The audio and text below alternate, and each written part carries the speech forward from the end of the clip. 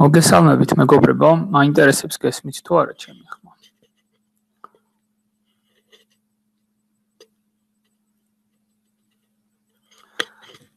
მოკლედ, გაგეცნობით ჯერ მე ვარ დავით მარგველაშვილი, IT სტეპში ვასწავლი უკვე რამდენიმე წელი არის, ამასთან მუშაობ backend პროგრამისტად. დღეს ჩვენი თემა იქნება თანამედროვე ტრენდები პროგრამირებაში. და ამ საკითხის გარშემო ვიტრიალებთ მოკლედ რამე კითხვები თუ გექნებათ აუცილებლად მომწერეთ, შევეცდები მაქსიმალურად ყველა კითხვას უპასუხო.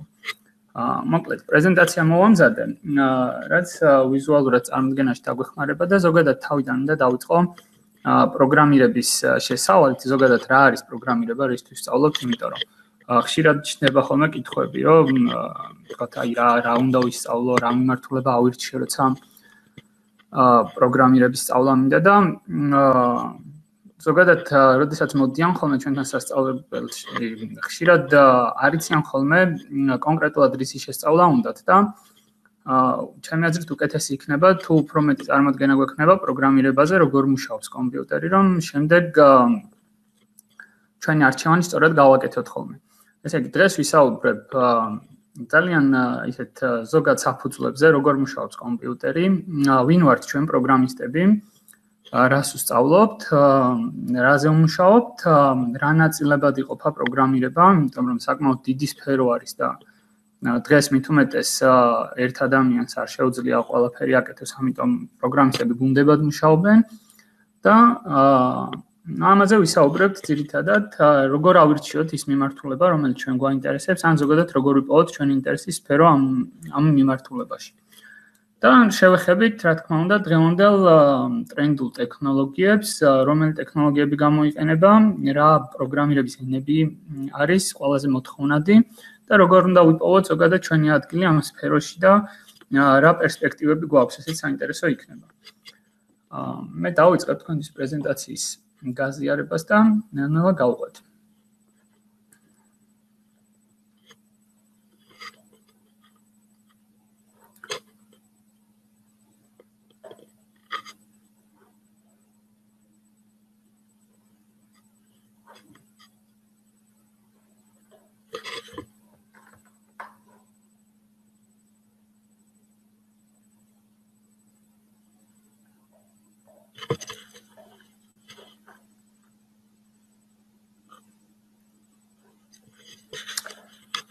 იმედია ხედავთ პრეზენტაციას. მოკლედ, დავიწყოთ იმით, თუ რა არის პროგრამირება. ხშირად გონიათ ხოლმე, რომ პროგრამირება არის Windows-ის გადაყენება, ან Facebook-ის გატეხვა, ან რაღაც პრინტერის შეკეთება. ხშირად ისმის ხოლმე ესეთი კითხვა, რომ როდესაც მოდიან ჩვენთან სასწავლებლად, პირველად საინტერესებთ ხოლმე ის არის ხოლმე Facebook-ის გატეხვას თუ ვასწავლეთ, ან რაღაც Windows-ის გადაყენება თუ ეწოდინებათ. ხშირად გამაღიზიანებლად ჟღერს ხოლმე, როდესაც პროგრამისტს გეუბნებიან, რომ იცი რა, რაღაც ტელევიზორი არ აჩვენებს კარგად და ხო ვერ დამეხმარებიან, რაღაც პრინტერმა გაჭედა და მოდი გამიკეთე. ან რაღაც Windows-ი გადამიყენე. მოკლედ, პროგრამირება არც Windows-ის გადაყენება არ არის, არც Facebook-ის გატეხვა, არც პრინტერის შეკეთება.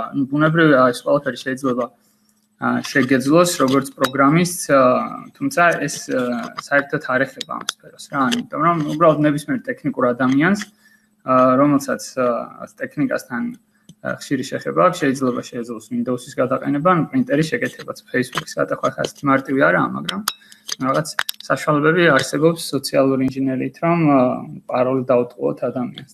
თუ დაინახე რაღაცის პაროლი როგორ შეყავს, ეს სულაც არ ნიშნავს იმას Facebook-ი რომ გატეხე, ხო? ხო, თუმცა ამას შეხება არ აქვს პროგრამირებასთან და ცოტა უფრო სხვა სფეროა პროგრამირება, ბევრად უფრო მრავალფეროვანი და ბევრად უფრო საინტერესო. მოკლედ, რა არის პროგრამირება? მოდი მაგაზე ვისაუბროთ. პროგრამირება არის რეალური გარემოს ვირტუალიზაცია, რაც ნიშნავს, რომ რეალური ჩვენს ირგვლივ არსებული გარემო რაღაცნაირად ნავსახოთ კომპიუტერში, ხო, ვირტუალურ სივრცეში.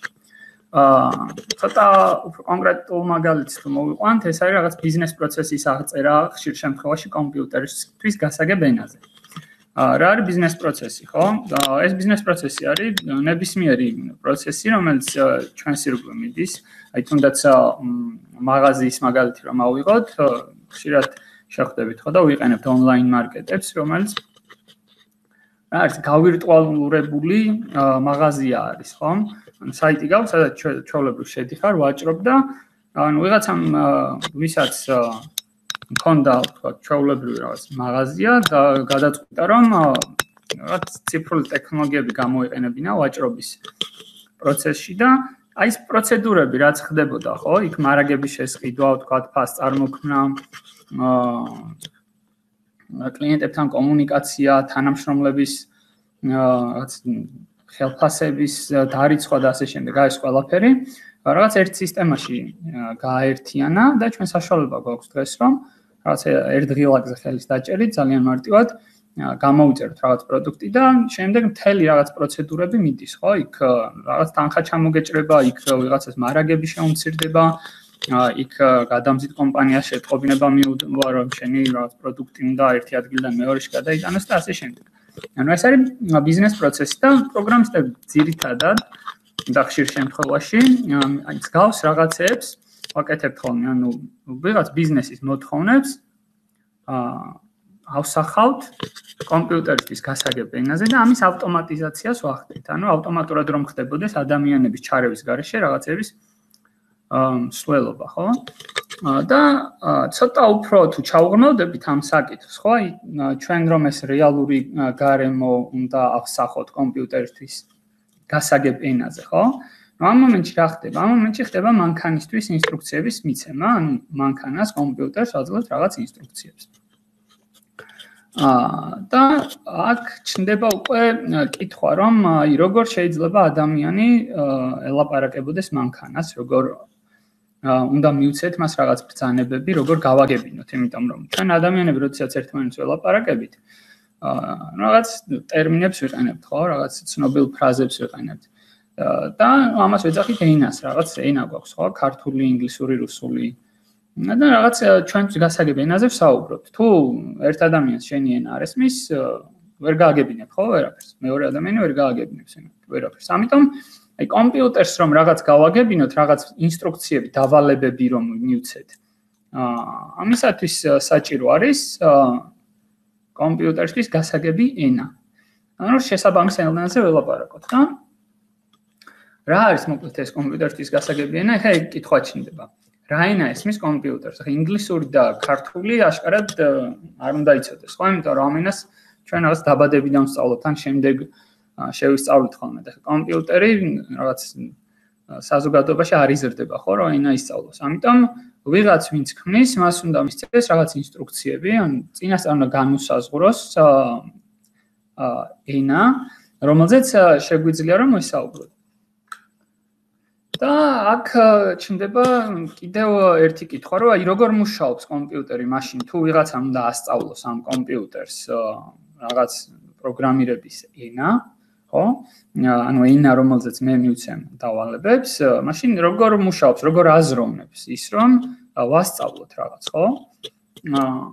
და აი ეს აზროვნებს ესეთი სახით, ანუ გვაქვს რიცხვები, მოკლედ, და კომპიუტერს ესმის მხოლოდ რიცხვები რა, ანუ მეტი არაფერი, ანუ შეგვიძლია წარმოვიდგინოთ, რომ კომპიუტერი არის რაღაც ძლიერი კალკულატორი, რომელსაც შეუძლია რიცხვები შეკრიბოს, წაიკითხოს, გაამრავლოს, გამოაკლოს, ანუ ოპერაციები ჩაატაროს რაღაც რიცხვებს.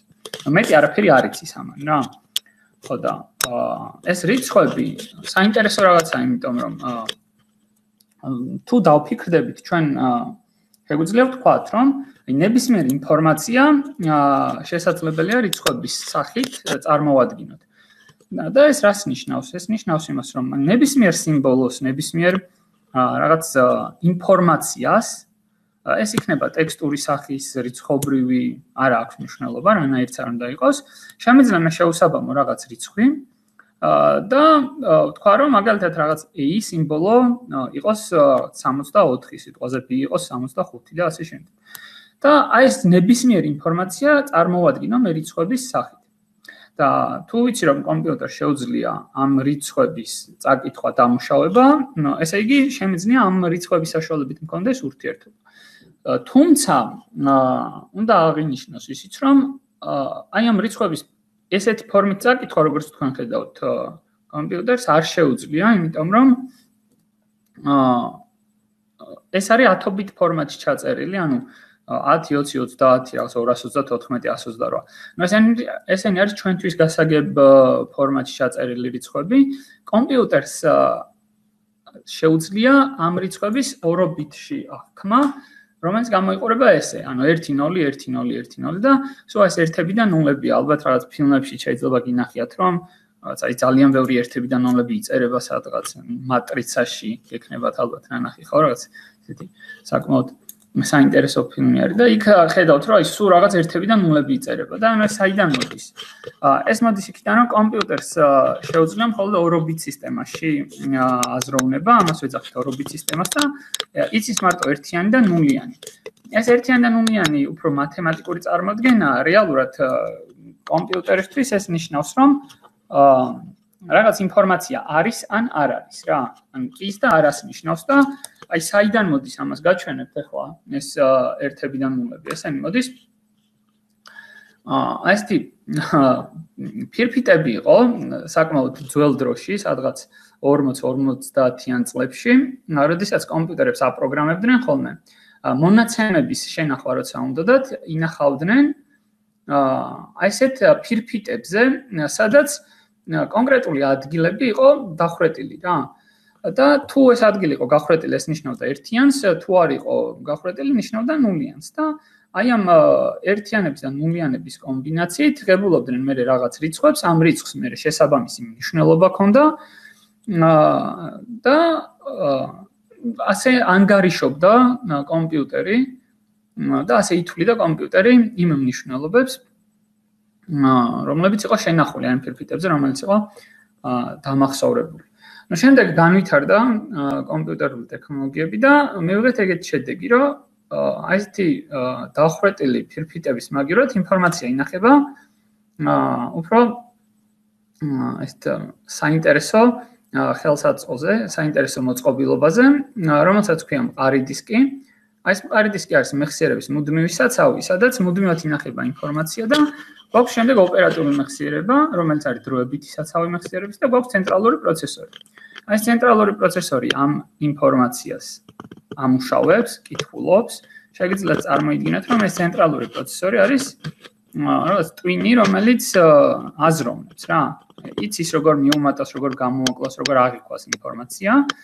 და მოკლედ ყველაზე მთავარი კომპონენტი არის ხოლმე ჩვენ კომპიუტერის. და დანარჩენი ნაწილები, რომელიც კომპიუტერს აქვს, ეს არის უბრალოდ დამხმარე საშუალებები, რომელიც ამ პროცესორს ხელს უწყობს მუშაობაში. რომ წარმოვიდგინოთ პროცესორი ვართ ჩვენ, რომელიც ვამუშავებთ ინფორმაციას, ჩვენი ტვინი რო წარმოვიდგინოთ, ის მუშაობს, ის აღიქვავს ნებისმიერ ინფორმაციას და დანარჩენი, რაც ჩვენს ირგვლივ არის, ეს არის ხოლმე დამხმარე საშუალებები. ესეთი მაგალითი მომყავს ხოლმე, როდესაც ამ თემაზე ვსაუბრობ, აი წარმოვიდგინეთ, გვაქვს წიგნების კარა და გაქვთ რაღაც აწერი მაგიდა და ხართ თქვენ, რომელსაც რაღაც თემა გაქვთ დასამუშავებელი, ხო? აი წიგნების კარა და შეგიძლიათ წარმოიდგინოთ, რომ არის მყარი დისკი, რომელზეც მუდმივად ინახება რაღაც ძალიან დიდი რაოდენობით ინფორმაცია. და როდესაც თქვენ ამ ინფორმაციის დამუშავება გჭირდებათ, რაღაც გინდათ წაიკითხოთ, ხო? მიდიხართ წიგნების კარადიდან, იღებთ წიგნს, გადმოგავთ საწერ-მაგიდაზე და დროებით განათავსებთ იქ და შემდეგ უფრო სწრაფად კითხულობთ, ხო? სად წიგნების კარადიდან რო წაიკითხავ რაღაცას და სად საწერ-მაგიდაზე რო გიდევს. ხო, უფრო მოსახერხებელია. ასეთი რაღაც არის ოპერატიული მეხსიერება, ანუ მყარი დისკიდან ინფორმაცია მოედინება ხოლმე ოპერატიულ მეხსიერებაში, რომელიც ერთ-ერთი მოწყობილობა არის კომპიუტერის შემადგენელი ნაწილია და აი ამ ოპერატიული მეხსიერებიდან კითხულობს უკვე პროცესორი აი ამ ერთებს და ნულებს, ანუ აი იმ ინფორმაციას, რომელიც ინახება, ანუ არაფერი არ შეცვლილა იმ 40-იან და 50-იან წლებიდან მოყოლებული, უბრალოდ ტექნოლოგია შეიცვალა, როგორ ინახავს ამ ერთებს და ნულებს კომპიუტერი, თორემ ინფორმაციის დამუშავების თვალსაზრისით ისევ იგივე გვაქვს. ძალიან ბევრ ერთებს და ძალიან ბევრ ნულებს ამუშავებს, რაც შესაბამის რიცხვებში გადადის ხოლმე, ამ რიცხვებს კიდევ შესაბამისი ინტერპრეტაცია აქვს. მე სხვა რაღაცას ნიშნავს, რაღაც ტექსტ შეიძლება ნიშნავდეს ან რიცხვით მონაცემს. კარგი, გავიაროთ ეს და ანუ მე მინდა გესაუბროთ უკვე აი ამ პროგრამირების ენაზე, ენებზე, რომლის საშუალებითაც ჩვენ პროცესორს უკვე ვასწავლით რაღაცებს, ანუ რაღაც ინსტრუქციებს ვაძლევთ. რომ აი ეს ინფორმაცია, რომელიც შემოვიდა, ხო? წამოიღო მყარი დისკიდან, შენახული ინფორმაცია, შემოიტანა ოპერატიულში და დაიწყო ამის დამუშავება.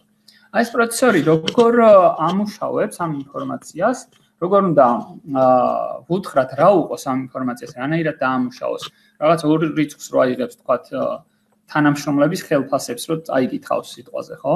აი ამ თანამშრომლების ხელფასებს რა უყოს, მიუმატოს, გამოაკლოს, გაყოს, შეიძლება რაღაც საშემოსავლო დაარიცხოს, ხო? ანუ უკვე ჩვენი ლოგიკა უნდა ჩავდოთ ამ პროცესორს მივცეთ ლოგიკა, რომელთაც იმუშავებს, ხო?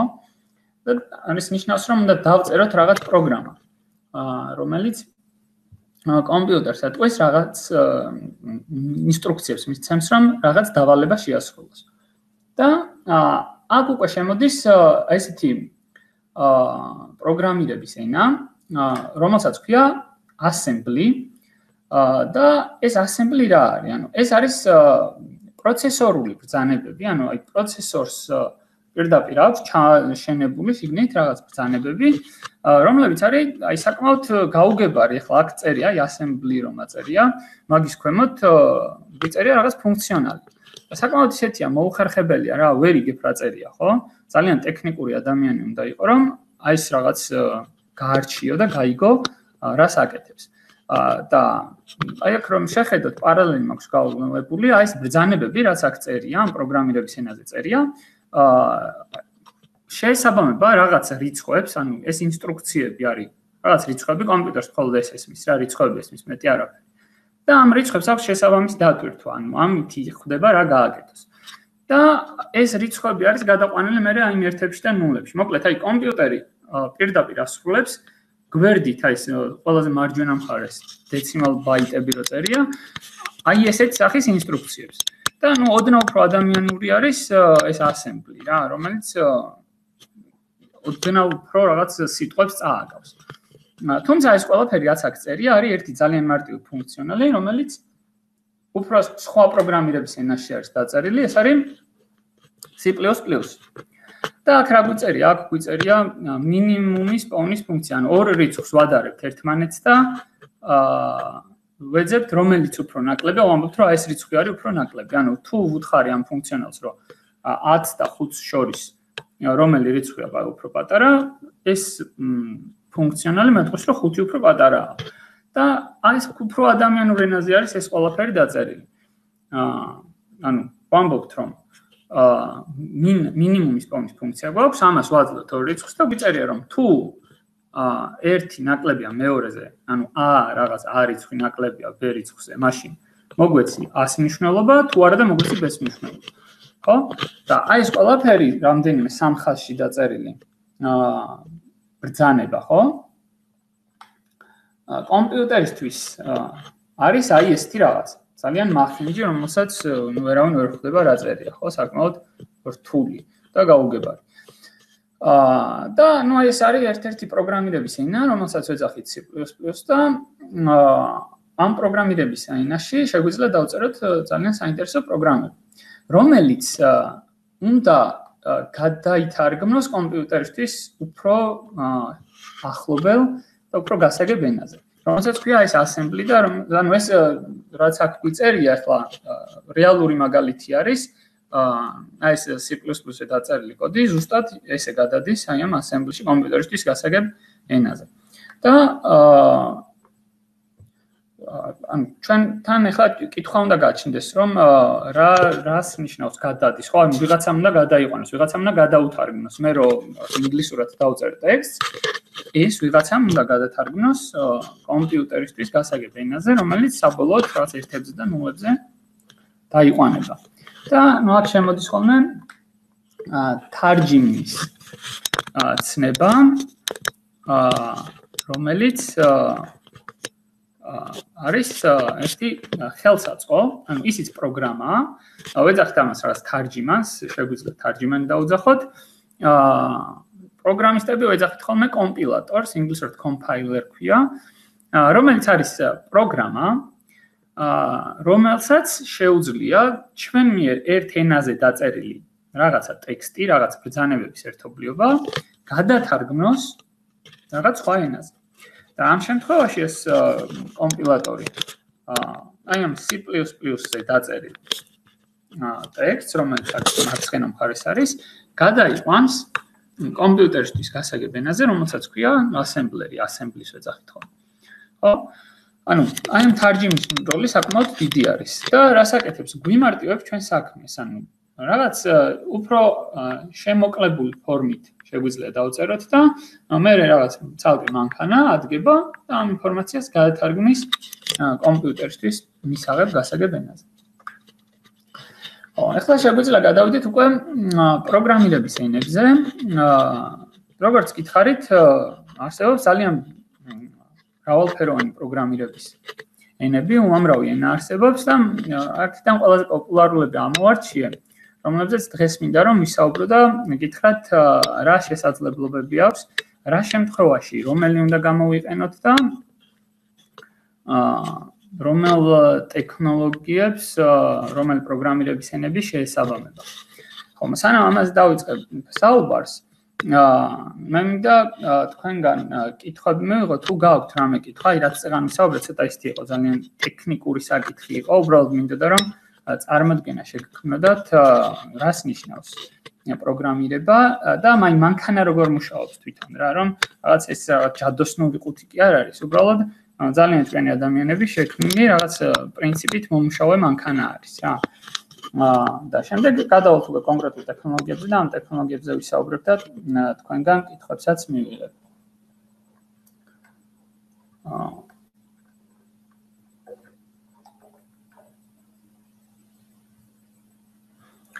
ხო, მოდი აბა კითხვები წავიკითხოთ. რა ქვია პროგრამას, რომელსაც პროგრამული კოდი აერთიანებს და და ყველა ენასთვის განსხვავებულია თუ არაო, ხო? კი ბატონო, ანუ პროგრამას, რომელიც პროგრამულო ანუ ერთი პროგრამირების ენიდან მეორე რაღაც ენაზე გადაიყვანს კოდს, ამას ქვია კომპილატორი რა. აი წეგან მე განახეთ C++-ზე დაწერილი კოდი და შემდეგ ისო გადაყვანილ უკვე ასემბლში. ამისთვის გამოიყენება C++-ის კომპილატორი, ანუ კომპილატორს ეძახიან ამ პროგრამას. ერთი პროგრამირების ენიდან რომ მეორე ენაზე გადავიყვანოთ რაღაც ტექსტი, კომპილატორი გვჭირდება და სხვადასხვა პროგრამირების ენისთვის არსებობს სხვადასხვა კომპილატორები. მაგალითად, აი ნახავთ ახლა რომ გვაქვს სხვადასხვა პროგრამირების ენები, ხო? ესეთი არის C#, F#, გვაქვს C++, Swift, Java. რამდენი პროგრამირების ენაც გვაქვს, ყველას სჭირდება თავისი კომპილატორი. თქვენც რომ მოინდომოთ რაღაც თქვენი პროგრამირების ენის დაწერა, ხო? თქვათ გინდათ რომ ქართულად წერდეთ რაღაც ბრძანებებს. თქვენ შეგიძლიათ მოიფიქროთ, რაღაც კომპილატორი დაწეროთ, ეს კომპილატორი ამ თქვენს ტექსტს აანალიზებს და შესაბამის რაღაც ფრაზებს და კონსტრუქციებს, ხო, გადათარგმნის აი ამ ასემბლიზე. სხვადასხვა, რა თქმა უნდა, ეს კომპილატორი ნებისმიერ პროგრამირებას თავისი ჭირდება და აი ეს მანქანური ენებიც სხვადასხვა არის. გააჩნია პროცესორს, რამეერი პროცესორი გვაქვს. აი პროცესორს თავისი ასემბლერი მოყვება ხოლმე. ანუ აი ეს ენა, რომელსაც თვითონ ასრულებს. შემდეგ ერთიანებზე და ნულიანებზე როგორ გადადის, აი კითხვა რო იყო შემოსული, ხო? აი ეს ასემბლიში დაწერილი ხო რაღაცა ტექსტია და ის როგორ გადადის ერთებში და ნულებში. ნუ აქ პირდაპირ ერთ-ერთზე არსებობს აი ეს ასემბლი თვითონ ენა რაც არის, იმას უკვე ერთ-ერთზე გადაყავს აი ეს ბრძანებები იმ ბინარულში, ანუ ორობით სისტემაში, ერთებში და ნულებში. და საბოლოოდ ინახავს ფაილს აი ამ სახით და მერე პროცესორი იწყებს უკვე ამის შესრულებას რა. ანუ ესეთ სახით ხდება ხოლმე. კარგი, კიდე შევხედოთ აი C++-იო საქართველოსში რამდენად პოპულარული ენა არისო, ეს რაღაც ვკითხეს. C++-ი საქართველოსში ვერ გეტყვით რომ ძალიან პოპულარულია, იმიტომ რომ C++-ზე რა სტილის პროგრამებით იწერება, საქართველოში სამწუხაროდ ამხელა ინდუსტრია არ არის რა. და ჩვენთან უფრო ბიზნეს აპლიკაციებს წერენ ხოლმე. მე გესაუბრებით ამაზე, რომელი ენა რა სტილის პროგრამირებაში გამოიყენება. და ამას უფრო მიხვდებით ალბათ, რატომ არის ესე. თუმცა C++-ი თუ კარგად იცი, საქართველოში შეგიძლია რომ დასაქმდე ამ მიმართულებით, საკმაოდ მაღალანაზღაურებადი სამსახური გექნება, იმიტომ რომ დეფიციტი არის ზოგადად ამ ენის ცოდნე ხალხის, იმიტომ რომ ცოტა უფრო რთული არის ვიდრე სხვა პროგრამირების ენები და როდესაც ამ ენაში აკეთებ, კიდევ დამატებით ცოდნას მოითხოვს აი ამ კომპიუტერული რაღაც ტექნოლოგიების რა. ანუ hardware-ი უნდა გესმოდეს, კარგად რომ ამ ენაზე რაღაცები წერო. ანუ ეს კომპიუტერის არქიტექტურა და ცოტა უფრო სიღრმეში უნდა ჩახვიდე. თუმცა არიან კომპანიები, რომლებსაც სჭირდებათ C++-ის პროგრამისტები და არის რამდენიმე კომპანია, რომელიც საკმაოდ წარმატებულად მუშაობს საქართველოს ბაზარზე. ხო.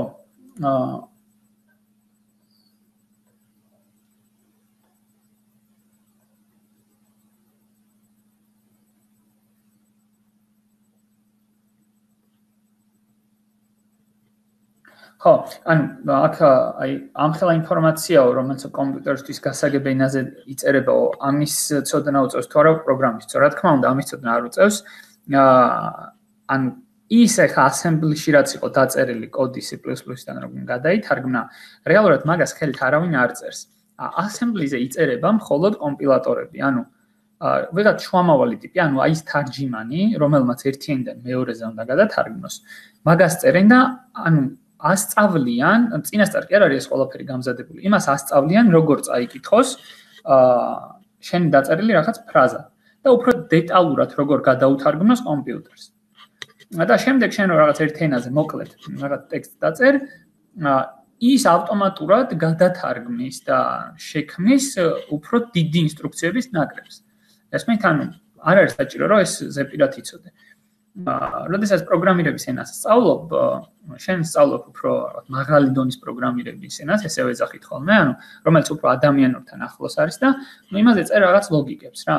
მთავარია ისწავლო პროგრამირების ენის სინტაქსი, ანუ ის წესები, რომლებიც გჭირდება ამ ენაზე რომ რაღაც წერო, ანუ არის რაღაც კონსტრუქცია, რაღაცასთან არ გამოიყენება, რაღაც მეორე ბრძანებასთან ერთად კომბინაციაში უნდა გამოიყენო და ამას რომ ისწავლე, ამ პრინციპებს რომ გაიგებ, შემდეგ უკვე იწყებ რაღაც ლოგიკის წერას და აი ეს კომპილატორი გითარგმნის კოდს. შენ შეხება არ გაქვს პროგრამისტს აი ამ კომპიუტერისთვის გასაგებ ენასთან ესე ვთქვათ.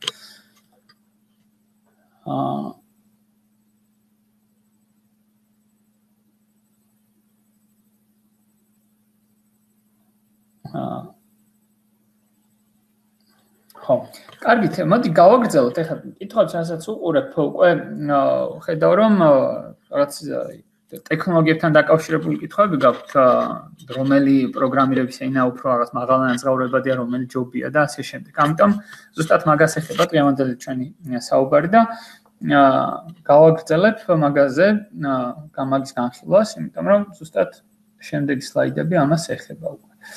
ხო, კარგი, სულ რამდენიმე სლაიდი დამრჩა, რომელიც მინდა რომ გაჩვენოთ და მე დავიწყებ უკვე საუბარს კონკრეტულ ტექნოლოგიებზე და თქვენს კითხვებსაც მოვისმენ. კარგით, გავაგრძელოთ.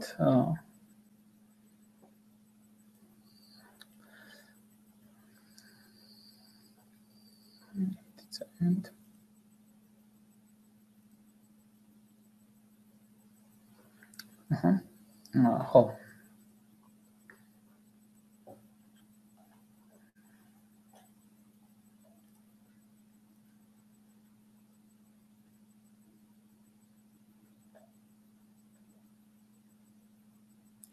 ხო, აი მოვედით პროგრამირების ენებთან, ხო?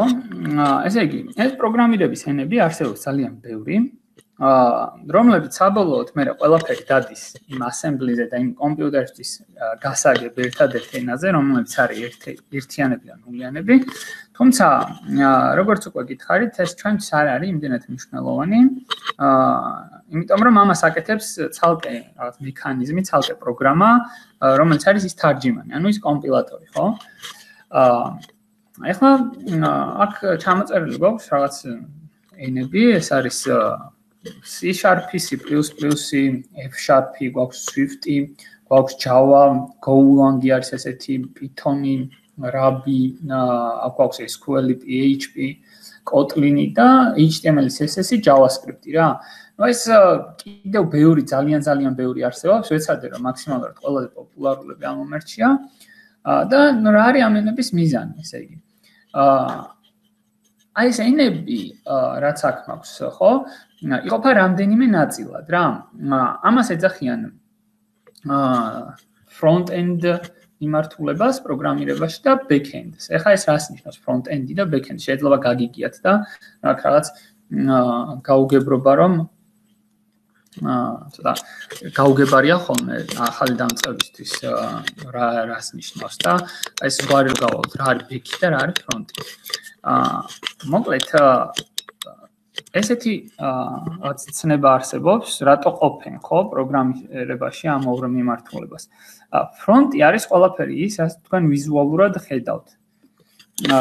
ეს იქნება ვებ აპლიკაცია, ანუ რაღაც ვებსაიტზე რომ შედიხართ, ესეც ფრონტია, ანუ ვიზუალურად თქვენასაც ხედავთ.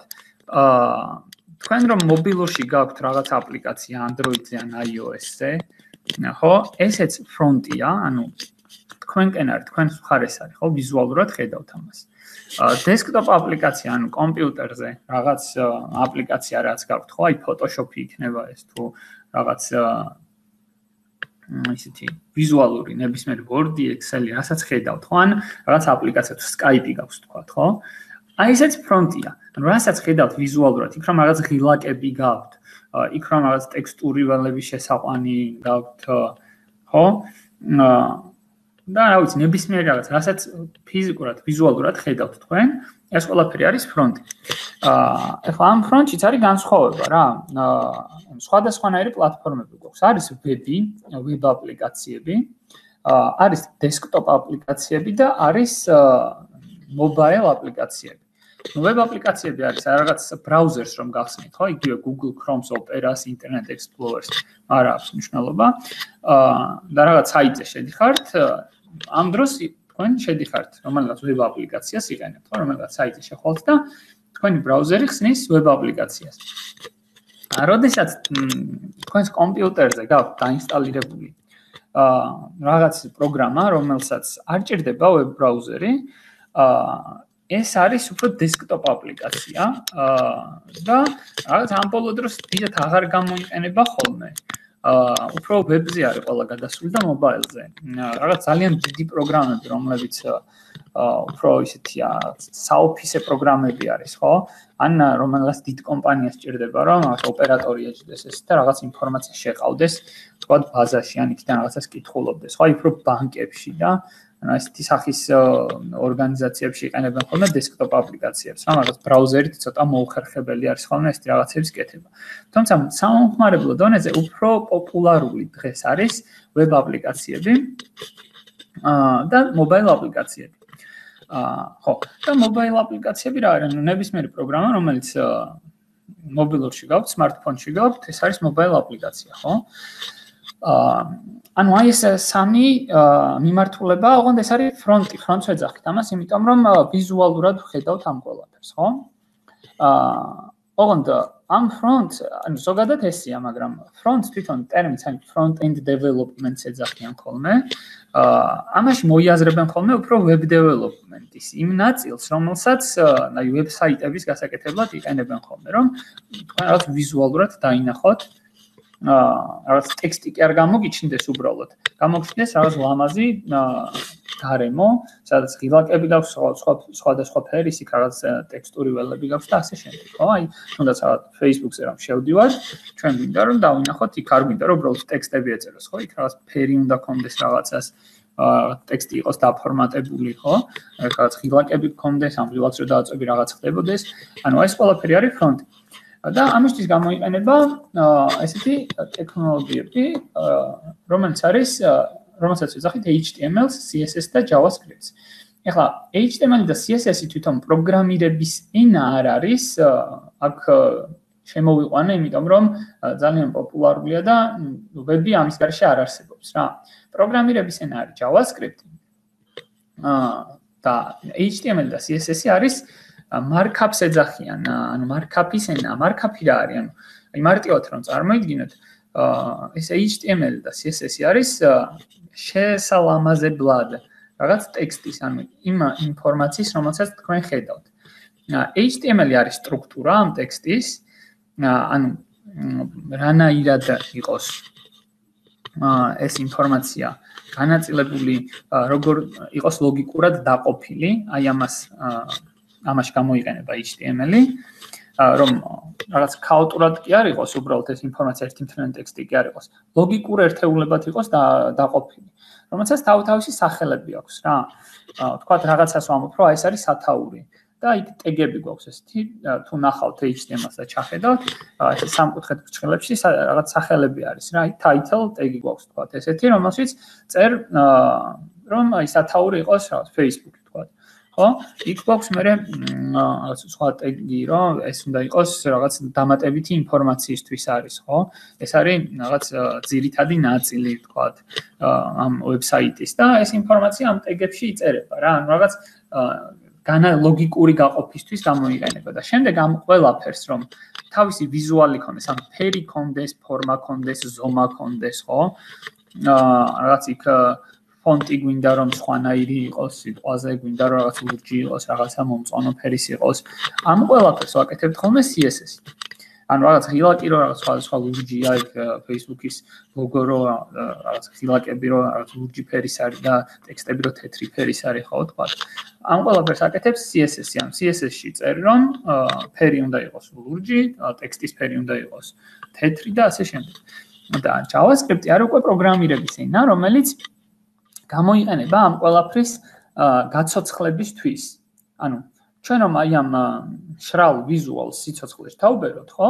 ამისთვის გვჭირდება პროგრამირების ენა, ანუ ლოგიკა უნდა დავწეროთ, რომ იფუნქციონიროს ამ ყველაფერმა და მაგისთვის გამოიყენება ხოლმე JavaScript.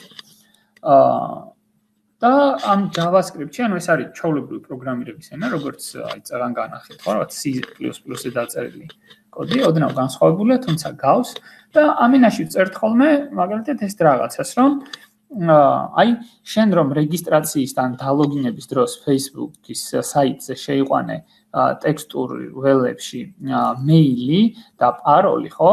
აი ეს მეილი და პაროლი აიღოს ახლა და წავიდეს და შეამოწმოს Facebook-ის ბაზაში, რამდენად სწორად შეიყვანე და იქიდან დაგიბრუნოს პასუხი და პასუხი იქნება რაღაც ორგვარი, რომ ერთი რომ არასწორი მეილი და პაროლი შეიყვანე და არ გადაგიყვანოს შენს გვერდზე, ან მეორე ვარიანტი არის, რომ შენ სწორი პაროლი შეიყვანე და შეგიყვანოს, ხო, მოგცეს უფლება, რომ შემდეგ გვერდზე გადახვიდე.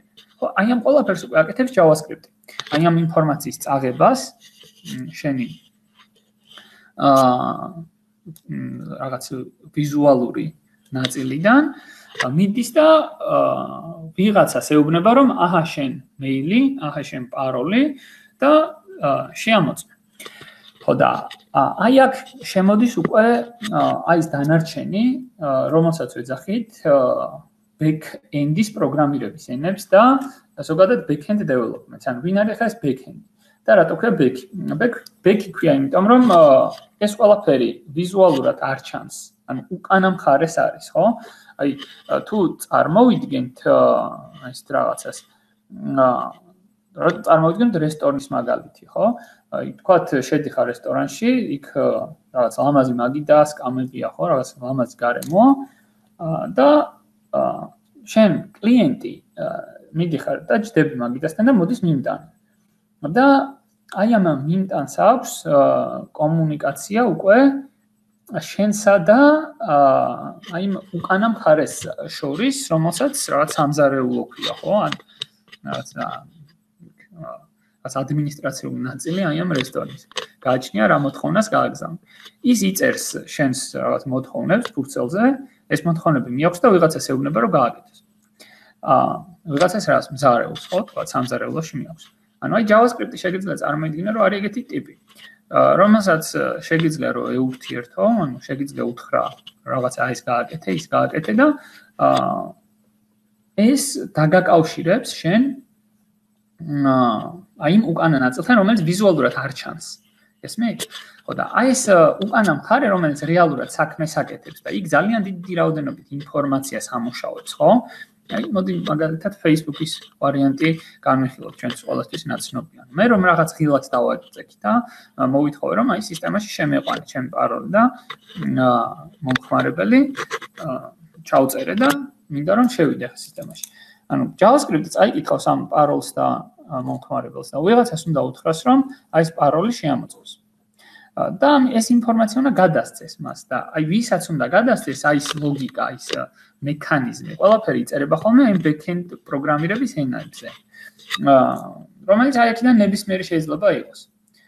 შეიძლება ეს იყოს C#, შეიძლება ეს იყოს Java, შეიძლება ეს იყოს C++, Go, F#, Python, უამრავ, PHP მათ შორის. და ანუ ეს არის ცალკე პროგრამა, ხო, ვიღაცას რომ ამბობ, არ იფიქროთ, რომ ეს რაღაცა ჯადოსნური მექანიზმია. ესეც ჩვეულებრივ პროგრამისტის დაწერილი პროგრამაა, რომელიც ისე მუშაობს უბრალოდ, რომ ამას ვერ ხედავს მომხმარებელი.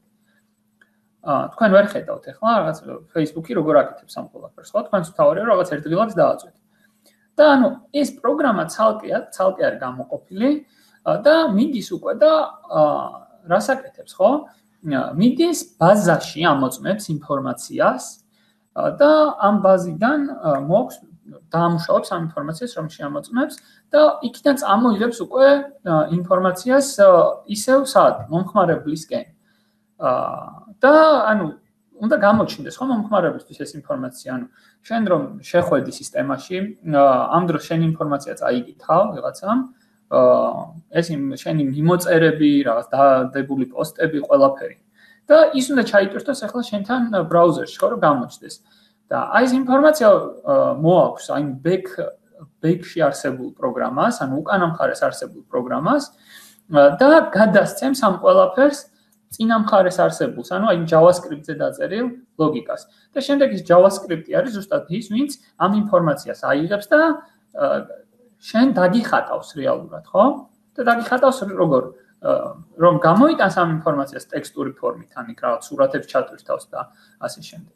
ამ ყველაფერს გაალამაზებს HTML-ს და CSS-ის გამოყენებით, რა. ხო, და მოდი ახლა გადავიდეთ უკვე არქიტექტურაზე, ანუ როგორ ხდება ეს ყველაფერი. და სად რა გვაქვს, ხო? აი როგორ არის თანამედროვე აპლიკაციების არქიტექტურა. ესე იგი, გვაქვს ბაზა, ანუ ეს ბაზა არის რეალურად ეს არის რაღაც სტრუქტურით შექმნილი ფაილები, რომელშიც ინახება ინფორმაცია. ხო? ანუ აი მე რომ აქვს Facebook-ის რაღაც მომხმარებელი, ხო?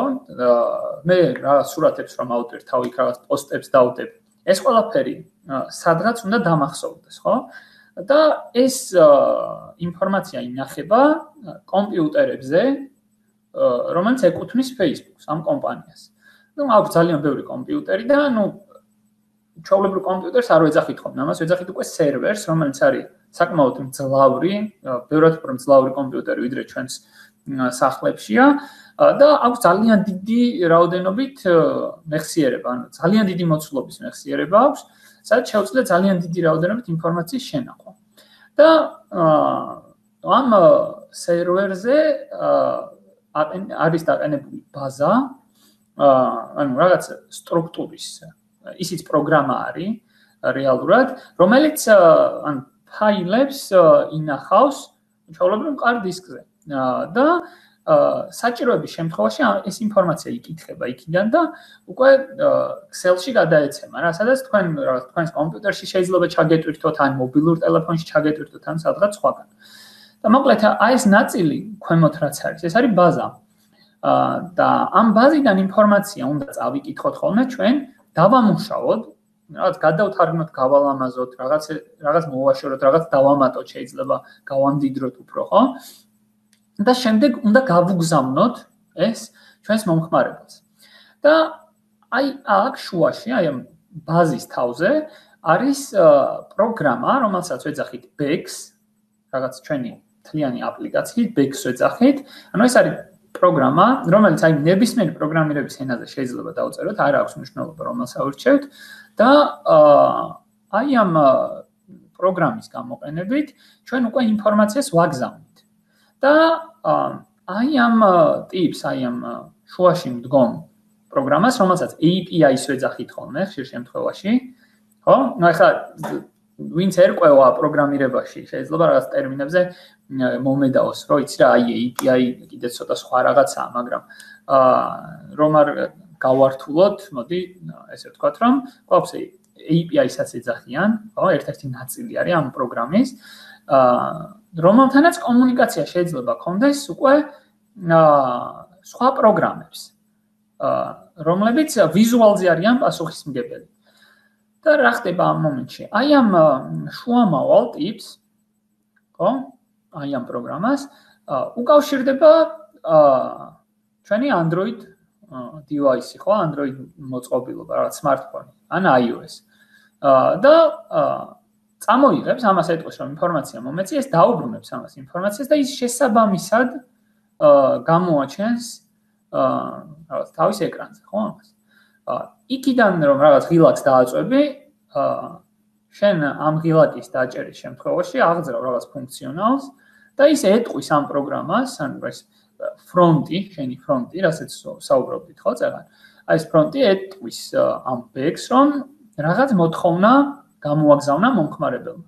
ეს შესაბამისად დაამუშავებს მაგ ინფორმაციას, თუ საჭიროა ბაზაში ნახავს რაღაც მონაცემებს, ან შეინახავს რაღაც მონაცემებს, ხო თქვათ რაღაც დაპოსტე. ეს ეტყვის, რომ აი დაპოსტა მომხმარებელმა რაღაც ახალი პოსტი დადო, ხო, ახალი ან სურათი დადო, ან ვიდეო ატვირთო. ეს დაამუშავებს მაგ ინფორმაციას და შეინახავს ბაზაში. და ნუ გასცემს პასუხს ამას, რომ რაღაც ყველაფერი დავამუშავე, წარმატებით დავპოსტე, ხო? იგივენაირად ეს შეგიძლია გააკეთო რაღაც ტაბლეტიდან, თქვათ, ხო? იგივე რაღაც შეგიძლია გააკეთო რაღაც დესკტოპ კომპიუტერიდან, რაღაც ეს შეიძლება ტელევიზორი იყოს, ამაზე რაღაც smart TV იყოს მიერთებული ამ შენს აპლიკაციაზე და იქ ჩანდეს ის ინფორმაცია. მოკლედ, აი ეს ყველანი, ხო? დაკავშირებული არიან აი შენს web back-ში მომუშავე აპლიკაციასთან და ის თავის მხრივ ელაპარაკება უკვე ბაზას, რომელიც მეხსიერება რაღაცა ინფორმაციის მუდმივი საცავი არის რა. ნუ ესეთი არის თანამედროვე აპლიკაციების არქიტექტურა. თუმცა გვაქვს distributed სისტემები არის ესეთი, სადაც ძალიან ბევრი ბაზა, ძალიან ბევრი აპლიკაცია არის ჩართული და ცოტა უფრო გართულებული არის ეს არქიტექტურა, რაზეც მე გესაუბრებით, თუმცა აი ეს პრინციპი მაინც შენარჩუნებული არის რა, რომ ფრონტი, რომელიც ვიზუალია, ჩვენი, ის არის გამიჯნული ყოველთვის ლოგიკისგან, რომელიც არის ისეთი, რომელსაც ვერავინ ვერ ხედავს რა, მშრალი ლოგიკა არის, ყოველგვარი სტილის, რაღაცა იქ სურათების და რაღაცების გარეშე, ხო, ღილაკების და ასე შემდეგ.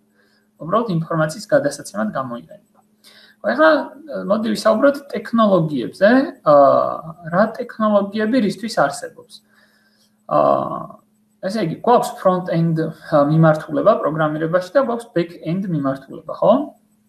აი front-end-ში გვაქვს სხვადასხვა ტექნოლოგიები და აქ დომინანტი არის front-ში JavaScript-ი და აქამდე რეალურად JavaScript-ის გარდა ვერც ერთ პროგრამირების ენას ვერ ვიყენებდით web აპლიკაციებისთვის. გასმით? ან desktop აპლიკაციებისთვის შეიძლება ნებისმიერი პროგრამირების ენა გამოიყენო, რომელსაც შეუძლია, რომ აქვს თავის framework-ი, ამაზეც ვისაუბრებთ, framework-ი რა არის. ხო, მაგრამ აი C# შეგიძლიათ გამოიყენოთ, Java შეგიძლიათ გამოიყენოთ desktop აპლიკაციებისთვის, მაგრამ აი ეს web აპლიკაციებში, ბრაუზერში რასაც ხსნით, ხო, საიტებისთვის ესე რომ ვთქვათ, გლეხურად რომ ვთქვათ, ხო, საიტებისთვის. ხოლო JavaScript-ი გამოიყენებოდა ხოლმე აქამდე. იმიტომ რომ აი web ბრაუზერებს ეს იქნებოდა Chrome, Internet Explorer-ი, Safari, Opera, თუ რაც არ უნდა ყოფილიყო. ხოლო ესმოდა JavaScript-ი, ანუ სხვა პროგრამირების ენებს არ ცნობდნენ მოკლედ რა. და JavaScript-ი რაღაც დომინანტი იყო და დღემდე არის ამ ტექნოლოგიებში და გვაქვს სხვადასხვა JavaScript-ის სხვადასხვა ტექნოლოგია, რომელსაც ეძახით ხოლმე framework-ებს რა. ანუ ეს framework-ი რა არის? Framework-ი არის რომელიღაცა პროგრამირების ენაზე გამზადებული ჩარჩო, ანუ რაღაცა აგებული, გამზადებული კომპონენტები უკვე, ხო, აი მე რო რაღაცა ღილაკის დაწერა არ მომიწიოს თავიდან და როგორ გავაკეთო ეს ღილაკი, ვთქვათ, ან ტექსტური ველი შესაყვანი, ან რაღაცა წარწერა ტექსტი, რომელიც გამოვა, ამ ყველაფერს ხო თავის თვისებები უნდა გქონდეს.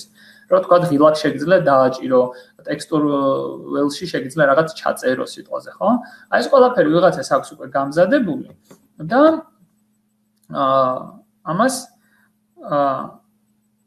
ამას ვიყენებთ რა. ხო და აი ეს framework-ები და კიდევ ამით არ შემოიფარგლე რომ მარტო ღილაკებით და რაღაც იქ ძალიან ბევრი სხვადასხვა კომპონენტი არის რა. მაგრამ მარტივად თუ ვიტყვით ესია, მოკლედ ეს კომპონენტები აქვთ გამზადებული. და აი ესეთი პლატფორმები ან framework-ები არის ძალიან ბევრი და ერთ-ერთი ყველაზე პოპულარული და ტრენდული არის Angular-ი, რომელიც არის JavaScript-ზე შექმნილი framework-ი არის. ასევე გვაქვს React-ი, რომელიც ასევე JavaScript-ის გამოყენებით წერა, ანუ ეს არის ჩარჩო რაღაცა გამზადებული კომპონენტების ერთობლიობა და JavaScript-ი არის ის ენა, რომელშიც წერა ამ ყველაფერს, ხო? და გვაქვს ესეთი Vue არის, იგივე JavaScript-ი არის.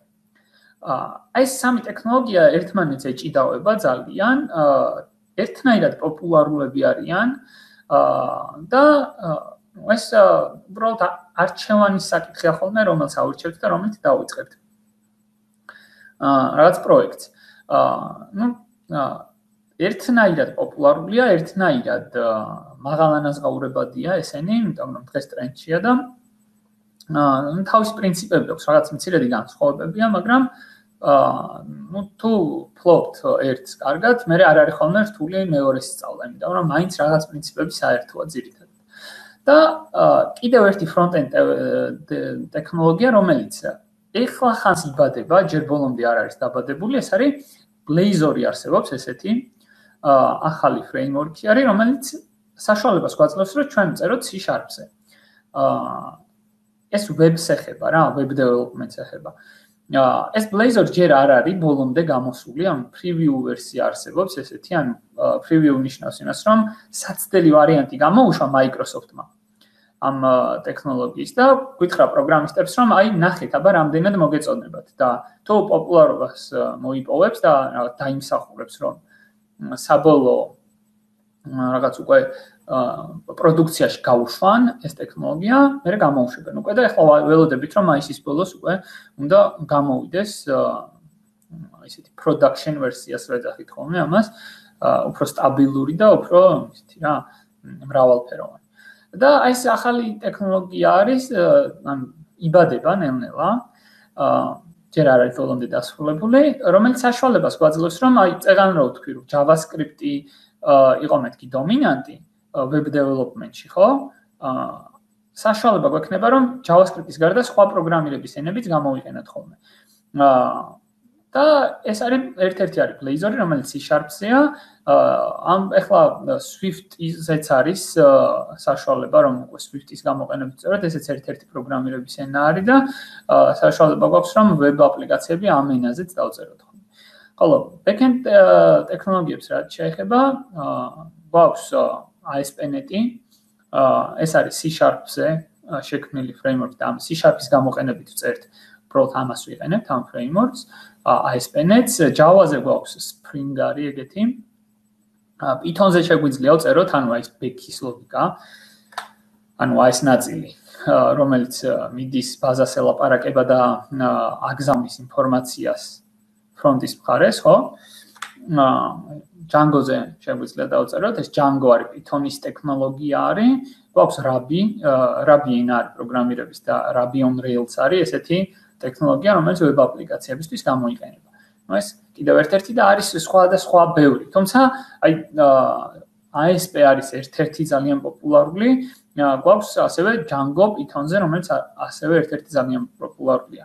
JavaScript-ზეც შესაძლებელია back-ის წერა, გვაქვს ესეთი React, ეს React-ი არა, Node.js-ი არის ესეთი ტექნოლოგია, რომელიც JavaScript-ზე გვაძლევს კოდის წერის საშუალებას. ახლა როგორც ხედავთ, საკმაოდ ფართო არჩევანი არის, რომელ ტექნოლოგიას ავირჩევთ და რა მიმართულებით სწავლობთ, ხო? ხო.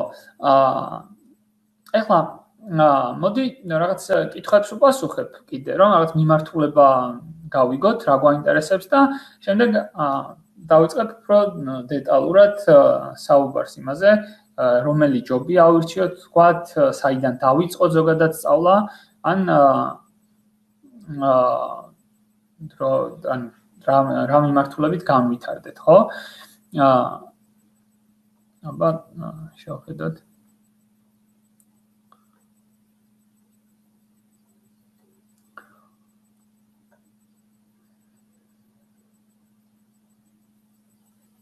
აი ონლაინ მაღაზიისთვისო რომელი პროგრამული ენა არის უფრო მორგებულიო.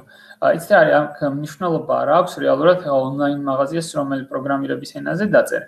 ანუ ზოგადად ვებ აპლიკაციებისთვის, ხო? პროგრამირების ენად რა საირჩეო, მაგას ძალიან დიდი მნიშვნელობა არ აქვს რა, იმიტომ რომ თითქმის ერთნაირი სისწრაფით და რაღაც ერთნაირი დროში გაძლევს ყველა შედეგს. არ უნდა აირჩიო ვებ აპლიკაციისთვის C++ მაგალითად, იმიტომ რომ ანუ რეალურად აქ მაშინ ყველაფრის რაღაც შენით წერა მოგიწევს და შეცდომის დაშვების ალბათობაც უფრო დიდი იქნება. აი ანუ ბექს თუ წერ შეგიძლია აირჩიო ASP, C# აირჩიო და ASP.NET ტექნოლოგიად, ხო? იმიტომ რომ ვებ აპლიკაციებისთვის ASP.NET გამოიყენება. შეგიძლია იგივე Java აირჩიო, შეგიძლია Django აირჩიო Python-ზე თუ იცი Python-ი.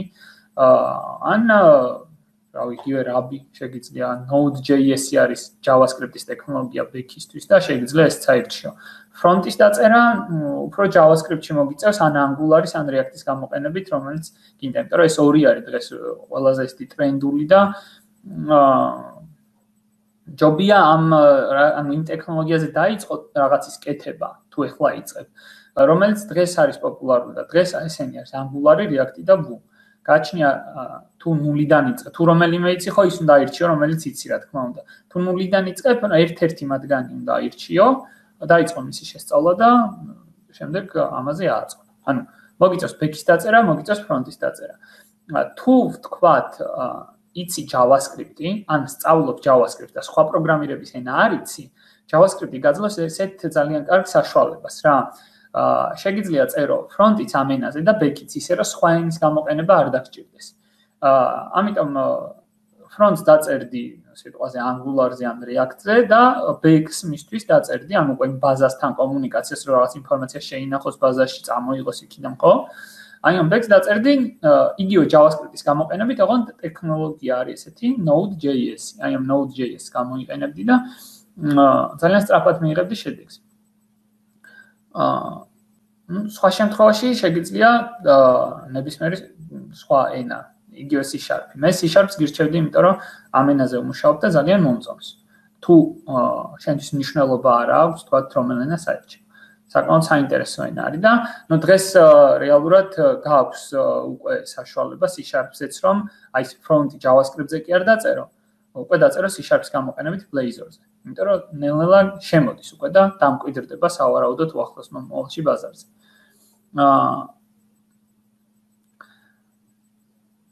კარგი.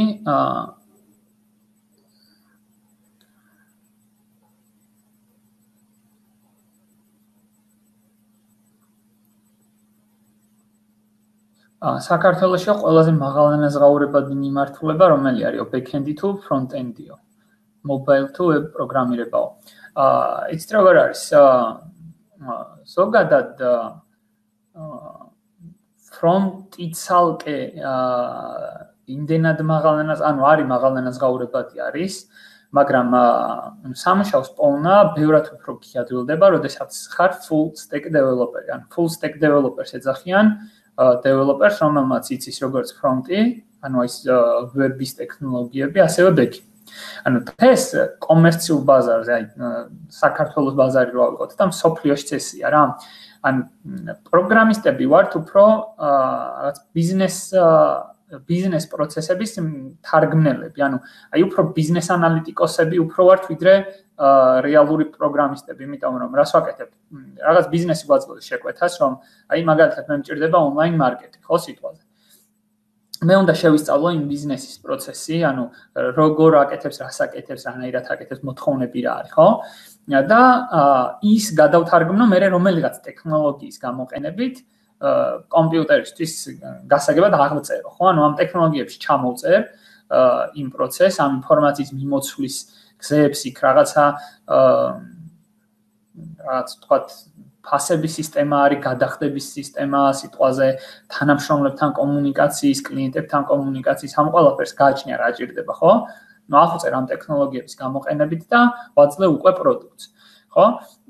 ამიტომ დღეს ბაზარი რას გვეუბნება? ანუ ბაზარი გთხოვს ესეთ რამეს, რომ აი მირჩევნია რომ ყველაფერს შენ აკეთებდე, ყველაფერს რას ან ბექსაც შენ წერდე და ფრონტსაც და ბაზარი გთხოვს უფრო ვებ აპლიკაციებს და ვებ აპლიკაციებს პირველ რიგში და მე მობაილ და დესკტოპს არა, უფრო მობილურ აპლიკაციებს, ოღონდ ამასაც ითხოვს როგორ iOS ითხოვს და Android-ს, ხო?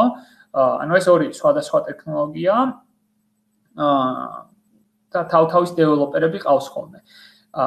ეხლა თუ მარტო Android-ი და ან iOS-ი იცი, კი შეგიძლია იშოვო სამუშაო, მაგრამ თუ იცი მარტო ფრონტი, ანუ აი web development-ში მარტო ფრონტი იცი, აი ეგეთ ცოტა ისეთი რაღაცაა რა, იშოვი სამსახურს, მაგრამ უფრო ნაკლებად მოთხოვნადი ხარ. იმიტომ რომ შენ ვიღაცამ უნდა დაგიწეროს უკან აი ეს ბექის ნაწილი, აი ეს ლოგიკა. ხო რა შენ მე რაღაც ფრონტი მიაბა ამას. ამიტომ სწავლობენ ხოლმე ყველაფერს, სწავლობენ ბექსაც, სწავლობენ ფრონტსაც. და გამოდიან უკვე full stack developer-ები. ამასთანავე შეგიძლია ხა Android development-იც ისწავლო, თქვათ, მაგრამ აი ამ JavaScript-ის ტექნოლოგიებს, Angular-ს და React-ს აქვს ძალიან კარგი საშუალება, რომ შეგიძლია ეს აპლიკაციები აქციო რეალურად მობილურ აპლიკაციებადაც, ანუ შენ ცალკე არ გიწევს რაღაც Android-ის პლატფორმის სწავლა და iOS-ის სწავლა, რომ იმ კონკრეტულ ენებზე წერო, რომლებიც არის ამ პლატფორმებისთვის განსაზღვრული. ესენი არის Android-ზე არის Java და ეხლა წამოვიდა Kotlin-ი, ესეთი პროგრამირების ენა არის და iOS-ისთვის იყენებდნენ ადრე Objective-C იყო ესეთი პროგრამირების ენა და დღეს იყენებენ Swift-ს. ნელ-ნელა გადავიდნენ. ამას ეძახიან natives, ანუ რაღაც მშობლიური არის ამ პლატფორმებისთვის და ну საკმაოდ ისეთია დიდი დრო უნდა და ძალისხმევა რომ პროფესიონალი პროგრამისტი გახდე iOS-ის ან Android-ის მხარეს, ანუ ამას უნდა აკეთებდე რაღაც წლების განმავლობაში, რომ ყველაფერი ისწავლო. თუმცა პატარ-პატარა აპლიკაციებისთვის გამოიყენება ასევე აი ეს ტექნოლოგიები, რომლებიც არის Angular და React. და რა არის და უკვე ეს Blazor-იც გვაძლევს იმის საშუალებას ნელ-ნელა, ანუ C# ტექნოლოგია, რომელიც გითხარით წეგან, რომ ნელ-ნელა შემოდის ეს ტრენდი, რომ აი ეს web აპლიკაციები ვაქციოთ მობილურ აპლიკაციებათაც და რაღაც მარტივად წერს უფრო პროგრამისტი რა, აღარ უწევს ძალიან ბევრი ტექნოლოგიის სწავლას. ერთ მიმართულებას რომ კარგად ისწავლის, მერე უადვილდება უკვე სხვა რაღაცების კეთებას. ხო და მე გირჩევდით რომ მაქსიმალურად შეეცადოთ რაღაც დონეზე ყველა აი ეს მიმართულება ნახოთ და გამოსცადოთ რა. თუ ეხლა იწყებთ რა თქმა უნდა. იმიტომ რომ უფრო მეტი საშუალება გექნებათ სამსახურის პოვნისაც და უფრო მაღალანაზღაურებადიც იქნებით. მარტო ანუ კიდევ ერთხელ ვიმეორებ, მხოლოდ ფრონტი ან მხოლოდ ბექი ანაზღაურებადია, მაგრამ იმდენად მოთხოვნადი შეიძლება არ იყოს, რამდენადაც ორივე როცა იცი რა. ხო, რა შეგვიძლია გამოვიყენოთ C++-ში, ამაზე მინდა რომ ვისაუბრო, ცოტა უფრო სიღრმისეულად. რა არისო API-ო, API რა არისო, ხო? კი ამას გეტყვით. ესე იგი, API, აი შესაძლოა დავწერე რაღაცას, რომ application programming interface, ხო? კი ბატონო, ეს API რა არის, ხო? ანუ API არის ეგეთი რაღაც. ჩვენ ოდესაც დავწერთ back-end აპლიკაციას, ანუ აი იმ ლოგიკას, რომელსაც დავწერთ, რომელიც სადღაც სერვერზე არის გაშვებული, ანუ რომელიღაც კომპანიის ძალიან ძლიერ კომპიუტერზე, ხო, რომელსაც სერვერს ეძახით, ამაზე არის გაშვებული და აკეთებს ეგეთ რაღაცას, ღებულობს მოთხოვნებს და გიბრუნებს პასუხს. და ის შიგნით თავში აკეთებს რაღაც გამოთვლებს, რა, მიდის ბაზაში რაღაცა ინფორმაციას ნახულობს, წერს, შეკრიბავს, წაიკითხავს ერთი ბაზიდან მეორედან რაღაც ცხრილებს გააერთიანებს, მოკლედ დაამუშავებს ამ ინფორმაციას. ამან შენ რაღაცნაირად ინფორმაცია ხო უნდა მოგაწოდოს, გადმოგცეს რა შენ. ანუ შენ უნდა იცოდე როგორ მიმართო ამ აპლიკაციას. გესმით? ანუ თუ შესასვლელი არ აქვს ამ აპლიკაციას, ამ პროგრამას, რა, რომელიც ამ back-ზე მუშაობს, ხო? შენ მას ვერ მიმართავ. და API არის, API-ს ვეძახით, აი იმ ნაწილს, რომელიც გახსნილი აქვს შენთვის ამ აპლიკაციას. ანუ ინტერფეისია, ინტერფეისი რა არის? ანუ ინტერფეისი არის, სადაც ჩვენ გარედან ვწვდებით და ვხედავთ. აი, მარტივად რომ მაგიხსნათ, რა, წარმოიდგინეთ ავტომობილი, მანქანა. მანქანა როგორ რაღაცაა, ხო? ძალიან ბევრი დეტალისგან შედგება. გვაქვს ძრავი, გვაქვს სავალი ნაწილი, გადაცემათა კოლოფი არის, რაღაც სამუხრუჭე სისტემა და უამრავი, ხო, რაღაც იქ ელექტრობა არის, ძალიან ბევრი დეტალია რა. ეს ყველაფერი არის დახურული ჩვენგან და მუშაობს თავისთავად, ანუ ის მექანიზმი ვიღაცა მააგო, ხო? და მუშაობს რა. და იმისათვის რომ ამ მანქანის რაღაც ფუნქციონალი გამოვიძახოთ ჩვენ და რაღაც გავაკეთებინოთ, ჩვენ გვაქვს ამისთვის ინტერფეისი, ანუ გარეგნული რაღაცა ხელსაწყოები, რომელთაც მიუმართავთ ამ მანქანას, რომ ეს გააკეთეს, სიჩქარეში გადაერთეს, სიჩქარის მოუმატე, დაამოხრუჭე, ხო, მარცხნივ მოუხმე, მარჯვნივ. ანუ აი სალონში რო ზივართ ავტომობილის და რაღაც რიჩაგები არის იქ და საჭე გვაქვს და პედლები გვაქვს, ხო? ეს ყველაფერი არის ინტერფეისი. ჩვენ რომ რაღაც საჭეს მარცხნივ მოვუხმევთ, იქ მთელი პროცესები მიდის, ხო? მუხრუჭს რო დავაწვევით, ერთი პედალზე ფეხის დაჭერა, უამრავ სხვა პროცესს გამოიწვევს და იწყებს მანქანა რაღაც ქმედების შესრულებას. აი, პროგრამირების შემთხვევაში ესეთი რაღაცაა რა, გვაქვს ინტერფეისი, რომელსაც ჩვენ გვთავაზობს, რომ აი, შენ თუ გინდა მე რაღაცა გავაკეთო, ხო? მოდი აი ეს ფუნქციონალი გამოიძახე. აი ამ ლინკზე გადადი სიტყვაზე. ხო? ან აი ეს ინფორმაცია მომეც და მე დაგიბრუნებ უკვე დამუშავებულს. ხო? სიტყვაზე შენ თუ გინდა რომ სისტემაში შეხვიდე, ხო? მომეცი მომხმარებლის პაროლი და მეილი და მე შევეცდები შენ შეგიყვანო სისტემაში, ხო? გინდა რომ შენი რაღაც სურათები და პოსტები ნახო, თქვა გამოიძახე აი ეს ფუნქციონალი და მე ამ ფუნქციონალის გამოყენებით ფუნქციონალს თუ გამოიძახებ, შენ მე წავალ იქ რაღაცებს მოვიძიებ და დაგიბრუნებ ინფორმაციას. და აი ეს არის API რა, ანუ შენ აი ამ back-ში მომუშავე, ანუ უკანა მხარეს მომუშავე პროგრამას რაღაცით რომ მიმართო და უთხრა რომ აბა ეხლა ეს ინფორმაცია მომეცი. აბა ეხლა სხვა მომეცი, ხო? აი ეგ არის API, ანუ ინტერფეისი არის და რატო ქვია application programming, ანუ შენ რაღაც აპლიკაციას რო წერ, აი მობილურ აპლიკაციას წერ, Messenger-ს ვთქვა, თან Facebook-ის აპლიკაციას წერ, ხო? აი ეს აპლიკაცია მე რო დავწერო, ხო? ამისთვის დამჭირდება მე back-თან საუბარი რა. ანუ ჩემი აპლიკაცია რო დავაპროგრამო, მე რაღაც ინტერფეისი მჭირდება, რომლითაც მე მიუმართავ ვიღაც სხვა პროგრამას, სადღაც შუამავალს, რომელიც დამბრუნებს ინფორმაციას და ამიტომ ქვია რა ეს სახელი. ანუ ტიპი არის შუამავალია, რომელიც ანუ API თვითონ არის აი ამ დიდი რაღაც პროგრამის ნაწილი, რომელიც გეჩვენება შენ. აი ამ აისბერგის წვერი არის რა, რომელსაც ხედავ და რომელსაც იყენებ. რა მანქანის მაგალითს თუ განიხილავ, API არის აი ეს საჭე, პედლები და რაღაც სალონი მანქანის, რომელიც აღძრავს აი ძრავში რაღაც პროცესებს, ხო? სავალ ნაწილში რაღაც პროცესებს. ეგ არის აპლიკაციის ინტერფეისი რა. ხო. UI UX-ი რა არისო? UX-ი არის ზოგადად ეძახიან user experience, ანუ რას განიცდის შენთან შენი აპლიკაციის გამოყენების დროს user-ი. და ანუ ეს გულისხმობს იმას, რომ აი თქვა სხვადასხვა სისტემაზე მომხმარებლისთვის ინტუიციული და რაღაც მისახვედრი და სასიამოვნო არის სხვადასხვა რაღაც რა. აი მაგალითად, შენ თუ ონლაინ მაღაზიის აპლიკაციას წერ, ხო? იქ აუცილებლად უნდა გქონდეს რაღაც დეტალური აღწერისთვის რაღაცა ველის, რაღაც ფასი უნდა ჩანდეს, რაღაც იქ მარცხენა კუთხეში ვთქვათ, უნდა გქონდეს სამსურათი რო არის, რაღაც სხვადასხვა რაკურსით ეს სურათები შენი პროდუქციის გადიდების საშუალება უნდა იყოს. ანუ აი ეს რა უნდა იყოს რა შემთხვევაში, ხო? ვთქვათ, ეგ არის user experience, ანუ რა ჭირდება მომხმარებელს, რომ კომფორტულად იგრძნოს თავი შენს აპლიკაციასთან ურთიერთობისთვის. UI არის ეს user interface-ია და გულისხმობს ეს რაღაცას, რომ აი რაღაც ფერი რა უნდა გქონდეს უკვე, ხო, რომელი ფერი რომელ ფერთან შევახამო და რაღაც ლურჯი და ყვითელი რო ერთად არ უნდა იყოს სიტყვაზე, ხო, რომ თვალი არ მოჭრას მომხმარებელს.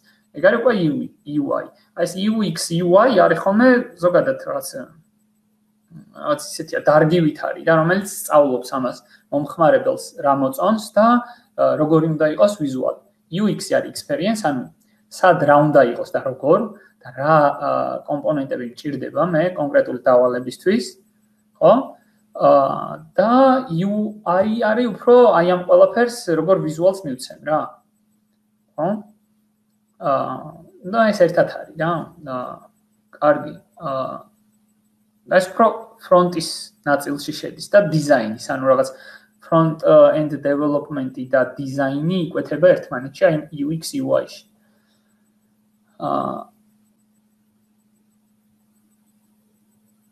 Mobile აპლიკაციების გაკეთების დროს იხმარება თუ არა HTML-იან CSS-იო, ანუ კარგი კითხვა არის ეს, კი, ანუ გამოიყენება ხოლმე, გააჩნია რა ტექნოლოგიას იყენებ.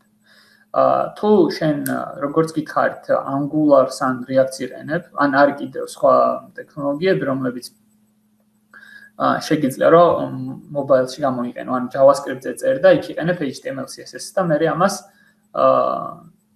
აწყობ ისე რომ მობილურშიც ეშვებოდეს რა. მაგ შემთხვევაში კი HTML CSS-ს იყენებ.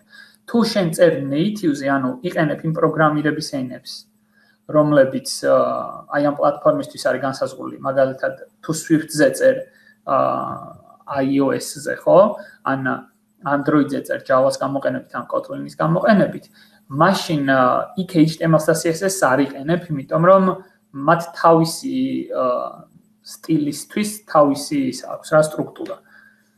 და ცოტა სხვანაირი არის.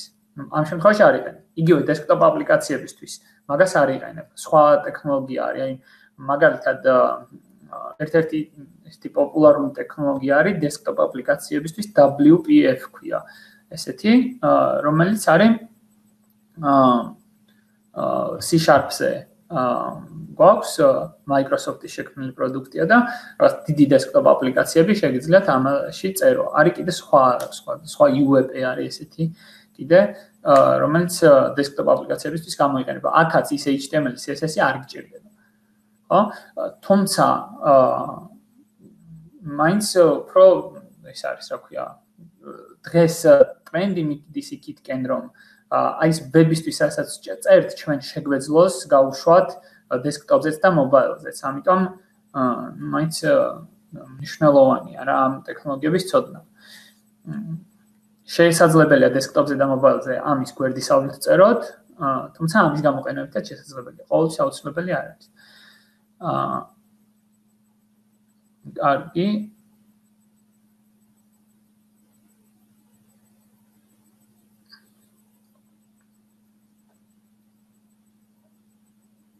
სისტემები რისი საშუალებით ელაპარაკებიანო ერთმანეთსო? ეს ძალიან კარგი კითხვა არის. სისტემები ერთმანეთს ელაპარაკებიან პროტოკოლების საშუალებით. ანუ რა არის პროტოკოლი? ანუ პროტოკოლი არის გარკვეული წესების ერთობლიობა, რომელიც მონაცემების გაცვლისთვის გამოიყენება.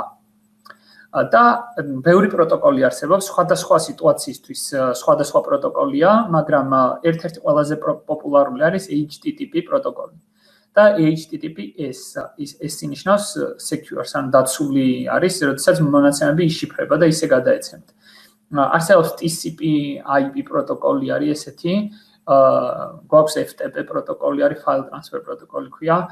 მაგალითად screen sharing-ისთვის ან ის team viewer-ი ალბათ გინახავთ, ხო, რომ შემიძლია ეკრანი გაგიზიარო და შემოხვიდეთ ჩემ კომპიუტერში და რაღაც ცები გააკეთო. ამისთვის ამ team viewer-ის გუნდს თავისი პროტოკოლი აქვს შექმნილი, რომ რანაირად გაგიზიარო ეკრანი, ხო, ეს ეკრანის screen-ი რო კეთდებოდეს მუდმივად და ეს მოდიოდეს ეს ინფორმაცია და ასევე მე რო აქ მაუს გამოძრავებ შენთან მოდიოდეს შესაბამისი კოორდინატები, მე მაუსი საიდან სად გადავიტანე, ეგ ინფორმაცია მოდიოდეს, რომ შენთანაც იგივე ქმედება აღიწერს. ამისთვის სხვა პროტოკოლი გამოიყენება კიდე. ამით ამგვარად აქვთ კომუნიკაცია სისტემებს ერთმანეთთან რა, რაღაც პროტოკოლის გამოყენებით საუბრობენ. და ეს პროტოკოლი რას აკეთებს? ანუ ჩვენ თუ ვიცით, რომ HTTP პროტოკოლის გამოყენებით ვსაუბრობთ, ხო? მე ვიცი შენგან მოსული ინფორმაცია მე როგორ აღვიქვა, როგორ წავიკითხო. და რანაირად დაგიბრუნო უკან პასუხი და ნუ აი ამ პროტოკოლში ჩადებული არის უკვე ის მექანიზმები, რომ Excel-ში როგორ გაატარონ ეს ინფორმაცია, ეს ბაიტები, აი ეს ერთები და ნულები ზუსტად, რომელზეც წეგან ვსაუბრობდით, ხო? ინფორმაცია გადის ეს ერთებად და ნულებად, ანუ ინფორმაცია გადის, სიგნალები გადის, ხო, რეალურად მუხტები გადის და ეს ერთები და ნულები მე სადღაც რომელიღაც მოწყობილობა Excel-ის ამას წაიკითხავს, დაიჭერს და გადმოსცემს შენს კომპიუტერს და შენ მე ეს უნდა აღიქვა, ხო? და ანუ არის ასეთი სხვა პროტოკოლი. შეიძლება ტექსტურად მოდიოდეს ეს ბაიტები და ფორმატები არის ასევე რა. სხვადასხვა სტრუქტურით შეიძლება მოდიოდეს. არის JSON ფორმატი, არის XML ფორმატი, არსებობს binary ფორმატი, ანუ პირდაპირ ნულები და ერთები მოდის და მე შემდეგ უნდა წავიკითხოთ ხოლმე. ანუ სისტემები ესე საუბრობენ. არსებობს კიდე queuing ტექნოლოგია არის ესეთი, ანუ message queues ეძახიან რა.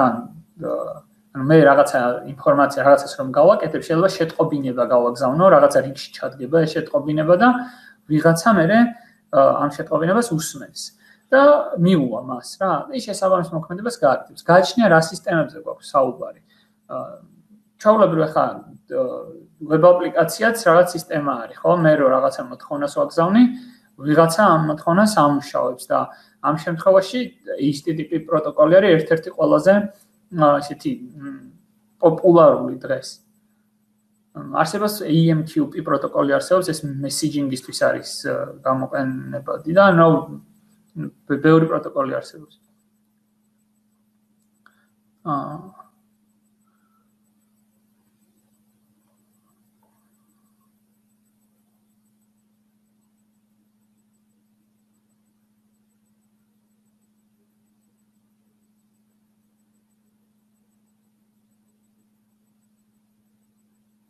ხო. აი აქ გეკითხებიან, რომ C#-ზე .NET Core და .NET Framework-ი არ არისო? ხო, ანუ C#-ზე გვაქვს ზოგადად .NET Framework-ი არსებობს ესეთი და .NET Core-ი. ანუ ეს .NET Framework-ი და .NET Core არის პლატფორმები. და რა პლატფორმებია ხა? ნახეთ, თავიდან Microsoft-მა რომ შექმნა C#-ი, ეს C#-ი, ანუ შექმნა პლატფორმა, ანუ რაღაც კოდის ძალიან დიდი სტრუქტურა არის, რომელზეც დააშენა, ანუ რაღაც ინფრასტრუქტურაა მოკლედ რა, რაღაც დაწერილი ლოგიკებია ძალიან ბევრი. ანუ .NET Framework-ი შეიცავს უამრავ დაწერილი ლოგიკა სხვადასხვა რაღაცისთვის. რა, ეს არის ბაზასთან კომუნიკაცია, ბაზასთან კომუნიკაციისთვის ტექნოლოგია, ხო, სერვერული ნაწილის დაწერა, ანუ ესე API რაც გითხართ, ეგ რო დაწერო, დესკტოპ აპლიკაცია რო გააკეთო, ამისთვის ყველაფერთვის გჭირდება რაღაც გამზადებული კომპონენტები. ნუ ეს ყველაფერი არის თავმოყრილი .NET Framework-ში. მე ამ .NET Framework-ში არის დაშენებული ზემოდან C# როგორც პროგრამირების ენა. ანუ გვაქვს ესეთი შუალედური პროგრამირების ენა ქვია, CIL-ს ეძახიან, რომელიც არის აი როგორც assembly გაჩვენეთ, ხო? ანუ პროცესორისთვის გასაგები ენა არის, თქო. ეგეთი მსგავსი ენა არის, ოღონდ უფრო მაღლა დგას რა, მე ეს CIL ითარგმნება assembly-ზე. და თავის კომპილატორი აქვს. და აი ამ CIL-ს ან შუალედურ ენას და C# შორის დგას C#-ის კომპილატორი. ის C#-ის კომპილატორი ან თარჯიმანი ამ C#-ზე დაწერილ ტექსტს ბრძანებებს რაღაცას.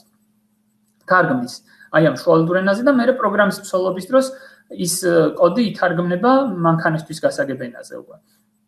ასევე სხვადასხვა ენები აქვს დაშენებული ამ .NET frameworks-ზე, როგორც არის Visual Basic-ი, F# და კიდევ სხვა ბევრი აქვს რა. თქვათ, თქვენ თუ მოგინდათ, როდესმე თქვენი ენის დაწერა, შეგიძლიათ მოიპიროთ კომპილატორი, რომელიც თქვენს ქართულ ენას, თქვათ, გადათარგმნის იმაზე, რა ქვია, CIL-ზე და ჩვეულებრივ .NET პლატფორმას გამოიყენებთ. ეხლა ეს .NET პლატფორმა არის ორნაწილიანი, არის framework-ი და core გვაქვს რა. ეს framework-ი რა არის? როდესაც Microsoft-მა შექმნა ეს 2002 წელს შექმნა C#. ეს .NET framework-ი შეიქმნა და იყო მხოლოდ Windows-ისთვის. ანუ სხვა ოპერაციულ სისტემაზე, ან Linux-ზე, Mac-ზე, ამ კომპიუტერებზე ვერ გამოიყენებდით.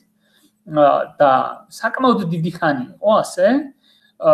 და ანუ ეს შეზღუდვა ქონდა და დიდი ნაკლი იყო ამ ენის, რომ თქვა თუ გინდოდათ რომ Linux-ზე რაღაც Linux-ის სერვერი ქონდა და ამ Linux-ზე გაგეშვა აპლიკაცია, ვერ გაუშვებდი C#-ზე დაწერილს, იმიტომ რომ .NET framework-ი არ მუშაობდა ამაზე.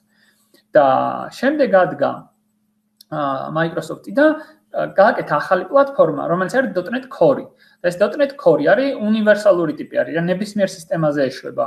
ანუ შეგიძლია Windows-ზე გაუშვა, შეგიძლია Linux-ზე გაუშვა და უფრო შეკვეცილი, ანუ აი .NET framework-ში ძალიან ბევრი რაღაც იყო, რომელიც კონკრეტულად Windows-ზე იყო გათვლილი და აი ეს რაც Windows-ისთვის იყო დამახასიათებელი, ის ნაწილი ამოიღო, რაღაცები დახვეწა უფრო და გააკეთა .NET Core.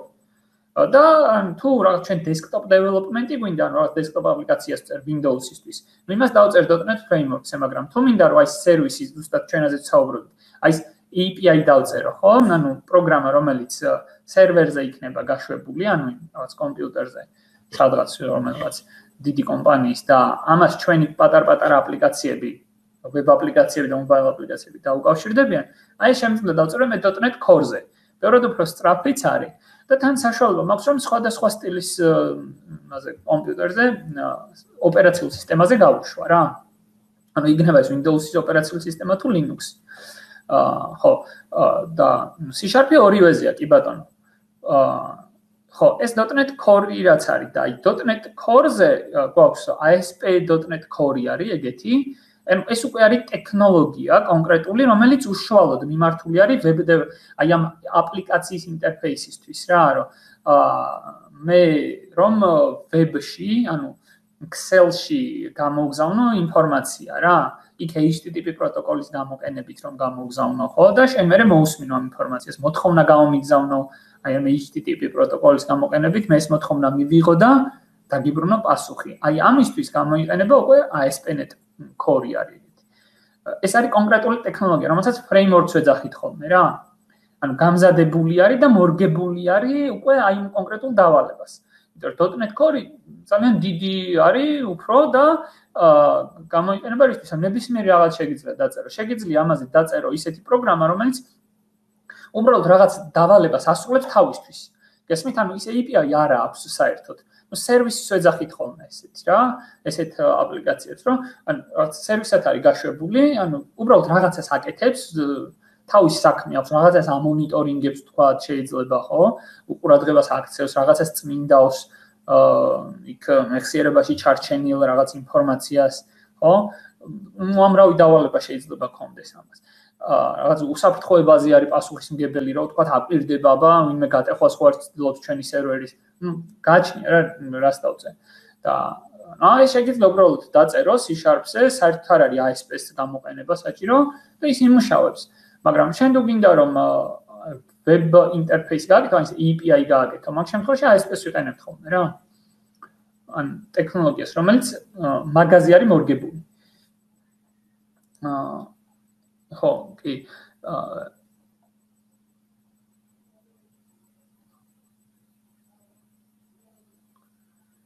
რას ნიშნავს ვუზ და რეაქცია რომ MIT license-ი აქვს. ეს MIT license არის მასაჩუსეტსის ტექნოლოგიური უნივერსიტეტის ლიცენზიას ეძახიან რა. ეს ნიშნავს იმას, რომ ამ ტექნოლოგიას თუ გამოიყენებ შენს აპლიკაციაში, არაფრის გადახდა არ გიწევს ხოლმე, სხვადასხვა ლიცენზიები არსებობს რა. მაგალითად არის ისეთი ლიცენზია, რომ შენ თუ იმ ტექნოლოგიას იყენებ, უნდა გადაუხადო ფული და თქვა თუ დაგიჭირეს ამ ტექნოლოგიის უკანონო გამოყენებაში, დაგაჯარიმებენ რა. ეს MIT ლიცენზია ნიშნავს იმას, რომ ზუსტად რა პირობებით არის ეს ნამდვილად არ მახსოვს, შეგიძლიათ დეტალურად წაიკითხოთ, მაგრამ ეს ნიშნავს იმას, რომ ეს NIT license აკეთებს იმას, რომ შეგიძლია ეს ტექნოლოგია გამოიყენო უფასოა, თუმცა ან არ შეგიძლია თვითონ ტექნოლოგიის მოპარვა რა, ან შენ ამ ტექნოლოგიას რაღაც ვერ აიღებ და ვერ გამოიყენებ როგორც შენ საკუთრებას, ან უნდა თქვა, რომ აი ეს ტექნოლოგია მაქვს გამოყენებული, არ შეიძლება რაღაც საკუთარ საკუთრებად გაასაღო რა.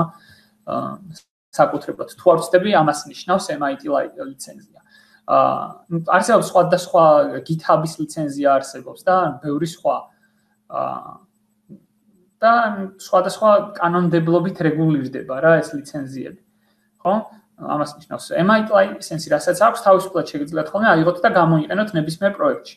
და ვერავინ ვერ მოგიდაოებათ, რომ რატო გაქვს გამოყენებული და ამაში ფულს რატო არ მიხდი.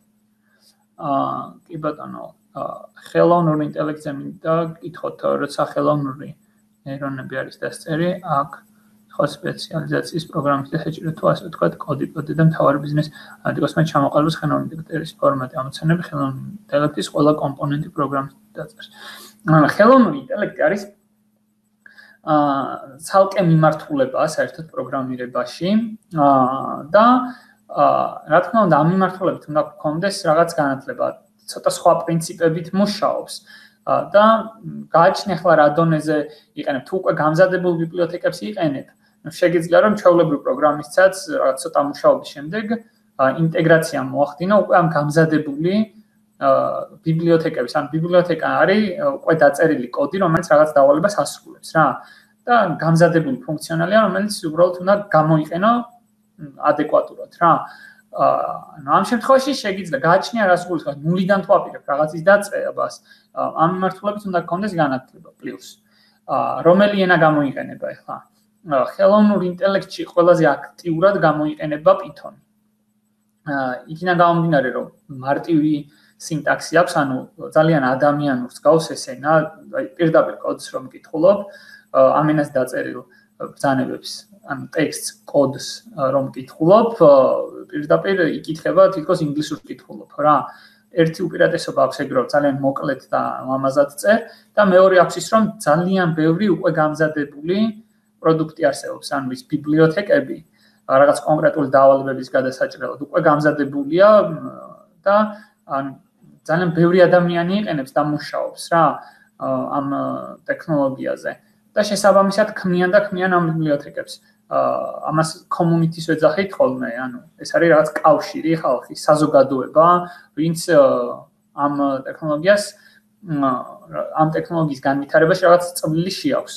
ესენი არიან community-ს ვეძახით ხოლმე მათ და საკმაოდ დიდი community ყავს, ან ძალიან ბევრი ადამიანი ავითარებს ამ ენას. შეგიძლია გამოიყენო ეს ტექნოლოგია ხელოვნური ინტელექტისთვის. ხო, და იმ საკითხს რომ ჩვეულებრივი პროგრამისტი ახლა ესე უცბად დაждდეს და თუ შეხება არ ქონია არანაირად ხელოვნურ ინტელექტთან, მაინც გაუჭირდება რაღაცების გარჩევა მოუწევს რა. ამ მიმართულებით და ზოგადად ეს ახლა პროგრამისტი, პროგრამირება როცა იცი, კი ხარ პროგრამისტი, იცი რაღაცეები, მაგრამ ყველაფერი ვერ გეცოდინება. ჩვენ პროგრამისტებს მუდმივად გვიწევს ხოლმე განვითარება და რაღაც ახალი ტექნოლოგიის შესწავლა. ამიტომ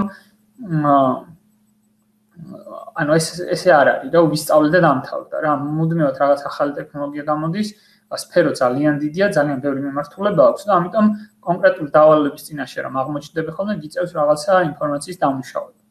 ამიტომ განვითარება მოგიწევს ყველა ვარიანტში, ჩვეულებრივი პროგრამისტი თუ ხარ ამ მიმართულებითაც რა. C++-ზე არის შესაძლებელი ფრონტის დაწერაო? ფრონტის დაწერა ვებ აპლიკაციის ან ვების ფრონტის დაწერა C++-ზე ჯერჯერობით არ არის და არც არის სასურველი. შეგიძლია დესკტოპ აპლიკაციები წერო, თუმცა ესეც არ არის თვალად სასურველი, იმიტომ რომ უკეთესი ტექნოლოგიებიც არსებობს ამისთვის რა. ნუ შეგიძლია Java-ზე დაწერო, ან C#-ზე დაწერო, ან რამე სხვა ტექნოლოგია ერჩიო. C++-ზე რას წერენ? აი წერა მკითხვა იყო და მოდი მაგაზეც ვისაუბროთ. C++ რისთვის გამოიყენება. და C, ანუ C და C++ არის პრაქტიკულად ერთნაირი ენა არის.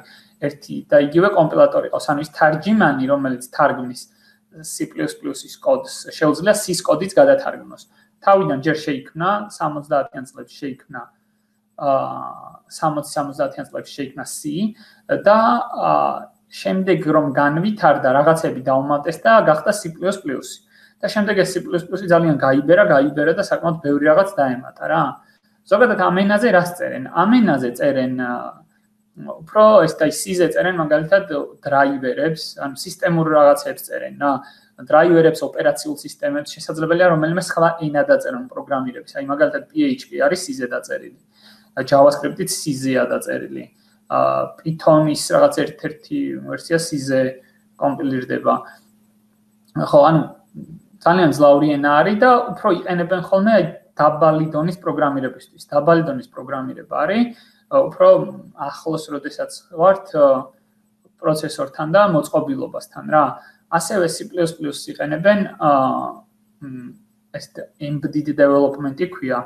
Embedded development-ი დღევანდელი პროგრამირების ერთ-ერთი ესეთი ტრენდული მიმართულება არის და გულისხმობს IoT არის Internet of Things-ზე ეძახიან ესეთი რაღაცა. გულისხმობს Excel-ში ჩართულ, ან ინტერნეტში ჩართულ ნებისმიერ მოწყობილობას. ეს იქნება რაღაც საათი, მაცივარი, ტელევიზორი, ტელეფონი, ანუ ნებისმიერი მოწყობილობა, რომელსაც პროცესორი აქვს და ინტერნეტს უკავშირდება რა. და აი მათი პროგრამირებისთვის ძალიან აქტიურად გამოიყენება C++, ასევე მიკროკონტროლერების პროგრამირებისთვის. ანუ ეს მიკროკონტროლერები სხვა რაღაცაში, მაგალითად დრონებში გამოიყენება, თვითმავალი პატარა მანქანები რო არა იგივე რაღაცებში, ხო? და რაღაცა ჭკვიანი სახლის პროექტები რო იქაც ძალიან აქტიურად იყენებენ ხოლმე ამ მიკროკონტროლერებს. ანუ სადაც შენ ძალიან ძლიერი პროცესორი არ გჭირდება, შეგიძლია პატარა პლატა აიღო, რომელსაც მიკროკონტროლერი ქვია და მას იყენებენ ხოლმე, მას აპროგრამებენ რა. C და C++ ამაში გამოიყენება. ხო, ანუ ეს და გამოიყენება ასევე game development-ში, C++ თამაშების წარმოებაში გამოიყენება ძალიან აქტიურად. ხო, ანუ web აპლიკაციებს C++-ზე არ წერენ, არც front-ს არ წერენ C++-ზე.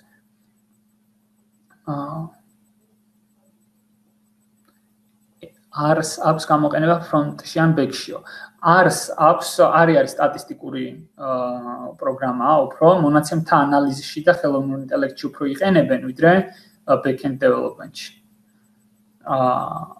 ხო, არის ესეთი Erlang-ი კიდე, რომელიც უფრო სხვა მასშტაბ front-ში ნაკლებად, უფრო back-ში გამოიყენება ისიც. შესაძლებელია სერვერს მეხსიერება ამოეწუროსო? კი, რა თქმა უნდა, შესაძლებელია. ანუ მან აქ ორი მეხსიერება არის, ფიზიკური მეხსიერება, ანუ ის ყარს, რასაც ვეძახით, რომელიც არის ძალიან ბევრი ტერაბაიტობით არის ხოლმე, რომელსაც ინფორმაციას ინახავს და არის ასევე ოპერატიული მეხსიერება, ანუ ეს ოპერატიული მეხსიერება დროებითი საცავი, ანუ ის გაშვებული პროგრამები რაც არის, ხო?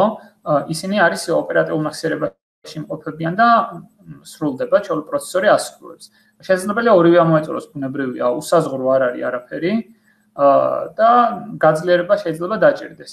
აქ არსებობს საინტერესო თემაა ესეც, არსებობს ორნაირი გაძლიერების მეთოდი. ეძახიან ჰორიზონტალურს და ვერტიკალურს რა. ვერტიკალური არის, როდესაც აღარ ყოფნის შენი კომპიუტერის სიმძლავრე, ანუ აი სერვერის სიმძლავრე აღარ ყოფნის და უფრო ძლიერ პროცესორს, ანუ უფრო დიდ მეხსიერებას დაუმატებ. საკმაოდ ძვირადღირებულია ხოლმე და საკმაოდ რთულია რა, არის მანდაც რაღაც ზედაზღვარი, რომელსაც ვეღარ გაცდები. და არის ჰორიზონტალური და რომელიც უფრო მარტივი და უფრო იაფიჭდება. ჰორიზონტალური ნიშნავს, რომ უბრალოდ ახალ სერვერს დავამატებ მე. და აქ შემოდის უკვე ესეთი ცნება distributed systems ეძახიან, ანუ განაწილებული სისტემები. და რას გულისხმობს ეს? რეალურად მუშაობს ძალიან ბევრი კომპიუტერი, ბევრი მანქანა მუშაობს რა. მაგრამ შენ აპლიკაციის მომხმარებელს განცდა გაქვს, რომ თითქოს ერთ სისტემას ელაპარაკები. და აქ არის ხოლმე ძალიან საინტერესო, როგორ ახდენენ კოორდინაციას ერთმანეთთან ეს განაწილებული სისტემები რა და მან უამრავი სხვადასხვა ტექნოლოგია გამოიყენება ხოლმე. ამ distributed სისტემებში ერთ-ერთი არის C++, რომელსაც იყენებენ ხოლმე სხვა რაღაცებისთვის. Ну, ეს ცოტა შორტს აგვიყვანს ალბათ ეს თემა, ცალკე შეიძლება ამ დისტრიბუტივ სისტემას მიეძღვნას ერთი ვებინარი, რომელიც კონკრეტულად ამ თემაზე იქნება რა. კარგით, კიდე გავიაროთ. Delphi ტექნოლოგიით შექმნილი დესკტოპ აპლიკაცია შეიძლება ჩაითვალოს თუ არა მოძველებულადო. ხო, ანუ ცოტა ისეთი საკითხია, აი მე სადაც ვმუშაობ, ხო? იქ გვაქვს Delphi-ზე შექმნილი ძალიან დიდი საბანკო სისტემა არის. და ან პრობლემა რა არის, იცით? ერთი ძალიან დიდი ისეთი მონოლითური აპლიკაციაა რა, რომელიც ყველაფერს აკეთებს და ეხლა ვცდილობთ და ვმუშაობთ იმაზე, რომ დავხვიჩოთ სხვადასხვა კომპონენტებად და ცოტა რთული არის, საკმაოდ ძველი ტექნოლოგია Delphi-ც. თუმცა საკმაოდ ეფექტური რა, სწრაფიც არის, მაგრამ ამ ეტაპზე ცდილობენ უფრო რომ ეს ტექნოლოგია ნაკლებად გამოიყენონ. უფრო ძველი აპლიკაციები შეგვხვდებათ ხოლმე Delphi-ზე, ვიდრე თანამედროვე. ახალ აპლიკაციებს უფრო სხვა ენებზე წერენ. აი C# მაგალითად ერთ-ერთი ტრენდულია. თქვენ თუ რაღაც მოძებნით, აი top 10-ულს პროგრამირების ენებში, სადღაც მე-5-მე-6 ადგილზე ყოველთვის არის ხოლმე C#. აი top პროგრამირების ენები სხვადასხვა წყაროს მიხედვით სხვადასხვა არის ხოლმე. თუმცა 10-ული არის ძირითადად უცვლელი რა და ერთ-ერთი არის ხოლმე C#. ამიტომ გირჩევთ რომ ეს ენა ისწავლოთ და უფრო მოთხოვნადი ან არის რა მოთხოვნადია ძალიან საქართველოში მოთხოვნადია მსოფლიო ბაზარზეც მოთხოვნადია. ასევე მოთხოვნადი არის Java ჯერ კიდევ, თუმცა C# და Java ძალიან გავს ერთმანეთს და ამიტომ ორივეს სწავლა ბევრს არაფერს არ მოგცემთ, ან ერთი უნდა ისწავლო, ან მეორე და იქიდან გამომდინარე რომ C# ოდნავ უფრო ახალი ტექნოლოგია და თან საკმაოდ საინტერესოდ ვითარდება, გირჩევდით რომ C# ისწავლოთ. ხო, აი Delphi ცუდი არ არის, თუ გჭირდება შეგიძლია ისწავლო, მაგრამ აი სამუშაოს პოვნის თვალსაზრისით ცოტა გაგიჭირდებათ Delphi-ზე, სამსახურის პოვნა.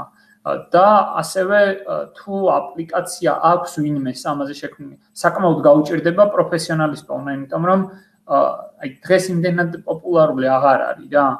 ხალხს ნაკლები ინტერესი აქვს ამ ენის სწავლის და აქედან გამომდინარე რთული არის პროფესიონალის პოვნა. და ინტერესიც იმიტომ არ აქვს ბევრს, რომ თანამედროვე აპლიკაციებს არ იწყებენ ხოლმე ამ ენით. ან თუ იწყებენ შეიძლება ძალიან იშვიათად. რომ გადახედოთ ვაკანსიებს არ მგონია რომ ესე მარტივად შეხვდეთ. ნუ იქნება, მაგრამ ძალიან ბევრი არა.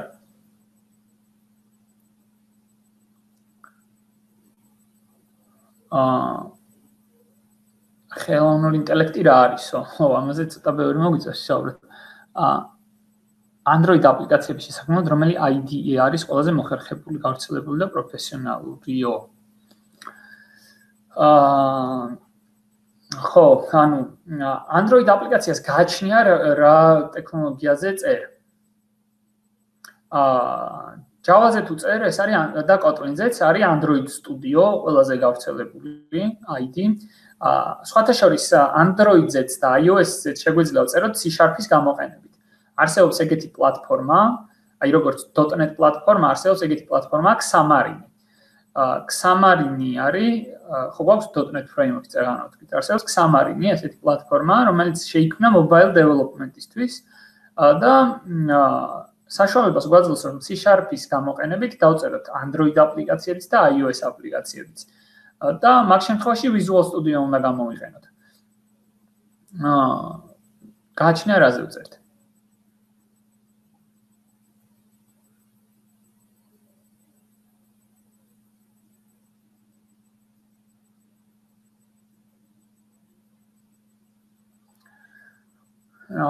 ხო, რამდენად გამართლებულია რომ სტარტაპის მქონე ადამიანო შეისწავლოს მინიმალურ დონეზე პროგრამირება და თავის დააწყოსო ინტერნეტ მაღაზიაო, თქვათ.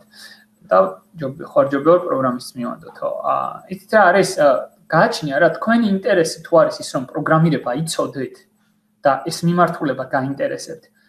კარგია თუ შეისწავლით. თუმცა ეს რაღაც 6 თვეში და 7 თვეში ვერ მოხდება რა, ანუ საკმაოდ ბევრი სწავლა და დროის დათმობა მოგიწევთ იმისთვის რომ პროფესიონალური პროდუქტი შექმნათ. ხა გასართობად მალე ისწავლეთ და რაღაც პატარ-პატარ რაღაცებს გააკეთებთ, მაგრამ უკვე რაღაცა შედეგი რო დადოთ, რომელიც მუშაობს, ხო?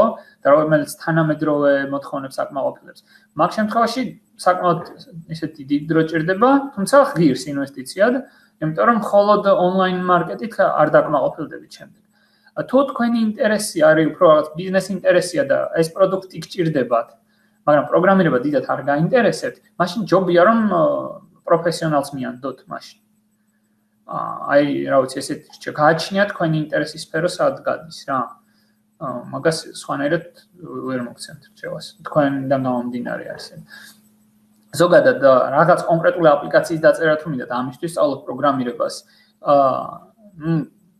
გააჩნია შეიძლება დაიწყო და მე მივხვდე რომ ბევრად უფრო საინტერესო სფერო არის ვიდრე რაღაც კონკრეტული აპლიკაციის დაწერა, მაგრამ ანუ ამის იქით თუ სხვა მიზანი არ მაქვს, მე მირჩევნია მივანდო მართლა პროფესიონალს, იმიტომ რომ იმას უფრო დიდი გამოცდილება აქვს და ბევრად უფრო ხარისხიან პროდუქტს უფრო ნაკლები დანახარჯით მომაწვდის. თუ გვაქვს ამ სფეროს მიმართ ინტერესი, რა თქმა უნდა, გირჩევთ რომ შეისწავლოთ, იმიტომ რომ ეს არის ერთ-ერთი მომავლის პროფესია. ერთ-ერთი და კიდევ სწრაფად მზარდი, ანუ ჯერჯერობით არ მიუღწევია რაღაც თავისი პიკისთვის, ამ პოპულარობის, რა მუდმივად იზრდება ვაკანსიები, მუდმივად იზრდება მოთხოვნები და ალბათ კარგა ხანს ეს ერთ-ერთი ყველაზე პოპულარული პროფესია იქნება. ხო, კიდე რაღაც გქონდა, ანუ C++ რაში ვიყენებთ, ამაზე მე მგონი პასუხი, ანუ ბევრ რამეში გამოიყენება ესე იგი hardware-ის პროგრამირებაში, ანუ აი მოწყობილობების პროგრამირებაში, როგორც არის რაღაც მიკროკონტროლერები, ოპერაციული სისტემების დაწერაში, დრაივერების დაწერაში, ასევე გამოიყენება რაღაც ენების შესაქმნელადაც, პროგრამული ენების შესაქმნელად და დღეს ერთ-ერთი ძალიან პოპულარული გამოყენება ამას აქვს game development-ში, ამ თამაშების development-ში და აქვს IoT მიმართულებით. ანუ აი ამ Excel-ში ჩართული მოწყობილობების პროგრამირება, პატარ-პატარა მოწყობილობების პროგრამირებაც ამ ენის გამოყენებით ხდება. ხო, კიდე რა გვაქვს?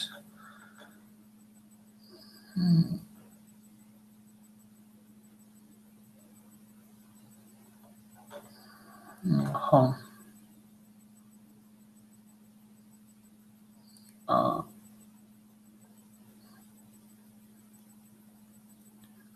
აქ ვიღაცა მითხრა რომ iOS-ის აპლიკაციების დაწერა Windows-ზე თუ არის შესაძლებელია, სამწუხაროდ არა. iOS-ისთვის აპლიკაცია რომ დაწერო, ან შეგიძლია დაწერო Windows-ზე, მაგრამ რეალურად ვერ შექმნი, ან კოდი შეგიძლია წერო, რა თქმა უნდა, მაგრამ დაკომპილირებით ვერ დააკომპილირებ, ანუ პროდუქტად ვერ აქცევ. უნდა გქონდეს iOS, ანუ Mac-ი უნდა გქონდეს და Mac-ზე უნდა შექმნა ეს პროდუქტი. სხვანაირად ვერ გააკეთებ. სამწუხაროდ მოგიწევთ კიდევ თუ iOS development-ი გაინტერესებს. Windows-ზე ვერ. თუმცა პირიქით შესაძლებელია iOS-ზე შეგიძლიათ Windows-ისთვის აპლიკაციების შექმნა ვირტუალური მანქანის გამოყენებით. ხო, კიდევ რისი თქმა გვინდოდა. ხო, ერთ-ერთი კიდე რაზე მინდოდა საუბარი, რომ ამ აპლიკაციის შექმნაზე ვისაუბრეთ, front-end-ზე ვისაუბრეთ, back-end-ზე ვისაუბრეთ და მე მგონი მეტნაკლებად გასაგები არის ეს, ხო, რას წარმოადგენს და რომელი ტექნოლოგიებია ერთ-ერთი ყველაზე პოპულარული. აი თუ შევაჯამებთ, შეგვიძლია ვთქვათ, რომ ფრონტისთვის ყველაზე პოპულარული ტექნოლოგიები და ყველაზე პოპულარული ენა დღესდღეობით არის JavaScript-ი.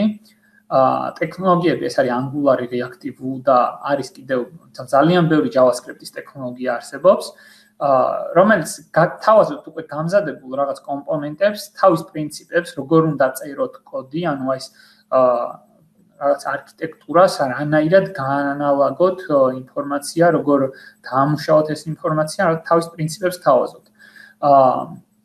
ეს JavaScript-ი ერთ-ერთი ყველაზე ესეთი პირველ ადგილზე მყოფი არის ყოველთვის, იქიდან გამომდინარე, რომ ძალიან ბევრი პროდუქტი იქნება ამ ენაზე.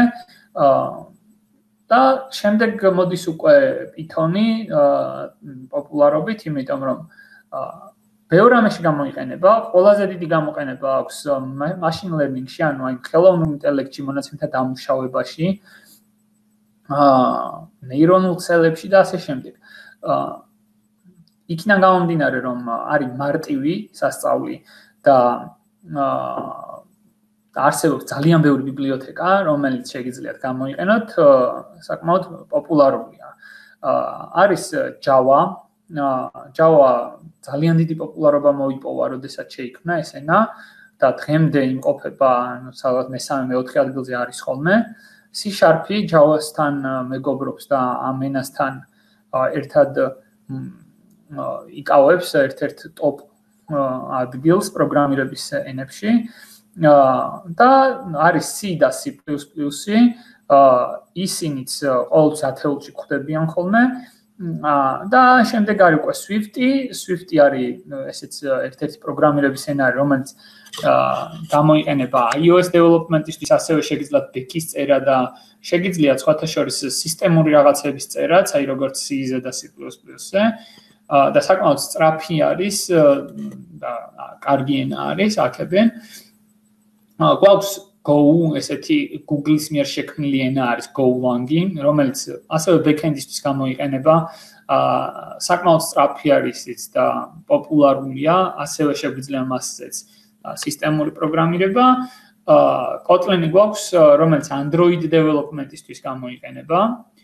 და back-end ენა არის, ანუ ეს back-end ენები, ან რომელიც Android-ისთვის გამოიყენება და iOS-ისთვის. ასევე არის ჩვეულებრივი ზოგადი პროგრამირების ენა, რომელზეც შეგვიძლია ნებისმიერი ლოგიკა დავწეროთ, რა. და back-ისთვისაც გამოიყენება აქვთ შესაბამისი ფრეიმვორკები. გვაქვს Python-ი, ხო Python-ი თქვით, Django არის ეგეთი ფრეიმვორკი, რომელიც ძალიან აქტიურად გამოიყენება და Python-ის framework-ი არის, ანუ ენა არის Python-ი და ის კომპონენტები, რაც საშუალებას გაძლევს, რომ შექმნა აპლიკაცია, ეგ არის უკვე Django ქვია მაგ ტექნოლოგიას. გამზადებულია ძალიან ბევრი რამ. ხო და გვაქვს Ruby, რომელიც ერთ-ერთი მოთხოვნადი არის დღეს საზღვარგარეთის ბაზარზე. თუმცა საქართველოს მაგალითს თუ ავიღებთ, C# არის საქართველოში აი პირველ ადგილზე რა, ვაკანსიების რაღაც 80% არის C# JavaScript. ხდება Java, თუმცა აი Ruby, Go და ესეთი ენები ჯერჯერობით ჩვენთან არ არის იმდენად პოპულარული, იმიტომ რომ ჩვენთან ბაზარი არ არის თვითონ იმხელა, რომ რაღაც სხვადასხვა ტექნოლოგიები გამოიყენონ და რაღაც ექსპერიმენტები ატარონ. რა, C# გამოცდილი აქვს საკმაოდ კარგად, იციან რომ ძალიან სტაბილური ენაა, ძალიან ძლავრი ენაა და მსოფლიოში ძალიან პოპულარულია და ამიტომ რაღაც აწვევიან მაქსიმალურად C#-ს.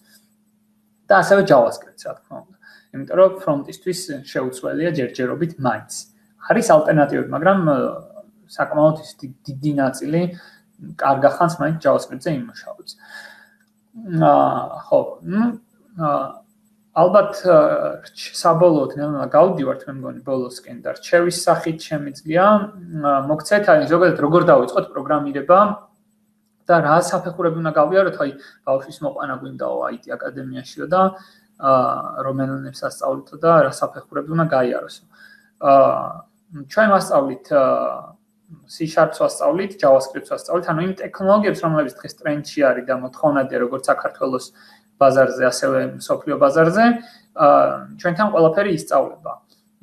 გარდა ამისა, მუდმივად ვაკვირდებით საზღვარგარეთის ბაზარს, ამ ტექნოლოგიების შემოსვლას და ვცდილობთ ხოლმე, რომ შესაბამისად ვუპასუხოთ ამას და კორექტირებები შევიტანოთ ხოლმე ჩვენს სასწავლო გეგმაში, იმიტომ რომ ესე არ ვართ ჩვენ რაღაც სტატიკურად მივყვებით მაინც და მოძველებულ ტექნოლოგიებს მაინც ვასწავლით. ყოველთვის ვცდილობთ, რომ მაქსიმალურად ფეხი ავუწყოთ იმ თანამედროვე მოთხოვნებს, რომლებიც დღეს მსოფლიო ბაზარზე არის.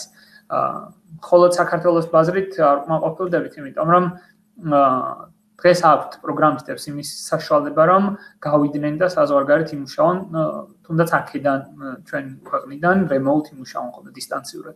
ამიტომ მაინც ვაკეთებთ აქცენტს მსოფლიოში პოპულარულ ტექნოლოგიებზე. თუმცა საქართველოს ბაზარსაც ვაკვირდებით ხოლმე. ხო, როგორ დავიწყოთ ალბათ? ეს საინტერესო კითხვა არის, იმიტომ რომ როდესაც პროგრამირების სწავლას იწყებ, იმხელა მასალა და იმდენი ტექნოლოგია არსებობს, რომ ძალიან მარტივია დაიკარგო. ჩემი მოსაზრება არის, რა თქმა უნდა, ბევრი მოსაზრება არსებობს და სხვადასხვანაირი მიდგომაც არსებობს ამაში. ჩემი მოსაზრება არის ესეთი, რომ კარგი იქნება თუ თავიდან პირველ ეტაპზე დაიწყებთ ფრონტის სწავლით, ანუ აი ვიზუალის სწავლით. ანუ უნდა დავიწყოთ JavaScript-ის, HTML-ის და CSS-ის შესწავლა. JavaScript-ის და HTML-ის და CSS-ის შესწავლით ჩვენ ვისწავლით ფრონტს, ანუ ვებ აპლიკაციების ვიზუალური ნაწილი როგორ შევქმნათ. და როდესაც JavaScript-ს ვისწავლით, კარგად უნდა ვისწავლოთ რომელიმე ფრეიმვორკი, ან Angular, ან React, ან Vue. ანუ გირჩევთ ალბათ უფრო Angular-ით დაწყებას, იმიტომ რომ მარტივი არის, არ არის ძალიან რთული. საკმაოდ მძლავრი და საკმაოდ პოპულარული ტექნოლოგია არის, მსოფლიო ბაზარზე ძალიან აქტიურად გამოიყენება, ამიტომ ამ ტექნოლოგიას თუ დაეუფლებით, ნამდვილად დიდ ინვესტიციას ჩაადებთ ამაში. აი, როდესაც ფრონტის პრინციპებს გაიგებთ, აი ვიზუალსთან უკვე ხელშესახებ პროდუქტ შექმნით და ანუ რაღაც გაუგებთ რაღაც გემოს პროგრამირებას და ვიზუალურად დაინახავთ უკვე რას აკეთებთ, მერე კარგი იქნება თუ ნელ-ნელა დაიწყებთ უფრო ჩაღრმავებას და ქვემოთ ჩამოსვლას რა. და შემდეგ თუ დაიწყებთ რომელიმე backend-ის შესწავლას, კარგი იქნება. თუმცა თუ JavaScript-ს კარგად აუღებთ ალღოს და გექნებათ ამის კარგი ცოდნა, შეგიძლიათ იგივე JavaScript-ის გამოყენებით დაიწყოთ back-ის წერაც Node.js-ის გამოყენებით. და საბოლოო ჯამში თქვენ მიიღებთ პროდუქტს, სრულყოფილ პროდუქტს, რომელსაც იქნება back-ის ნაწილიც და front-ის ნაწილიც. თუმცა მე მაინც არ დავკმაყოფილდებოდი ამით. ანუ ეს მოგცემთ რას? ეს მოგცემთ ძალიან მოკლე დროში სწრაფ შედეგს. თუმცა ეს არ ნიშნავს იმას, რომ თქვენ იქნებით რაღაც საკმაოდ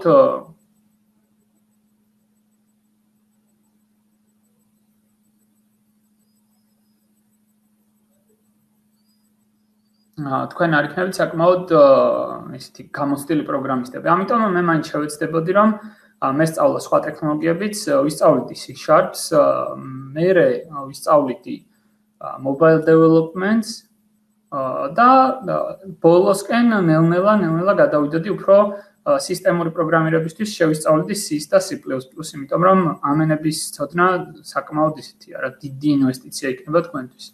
იმიტომ რომ საკმაოდ მაღალანაზღაურებადია, რთულია და საინტერესო.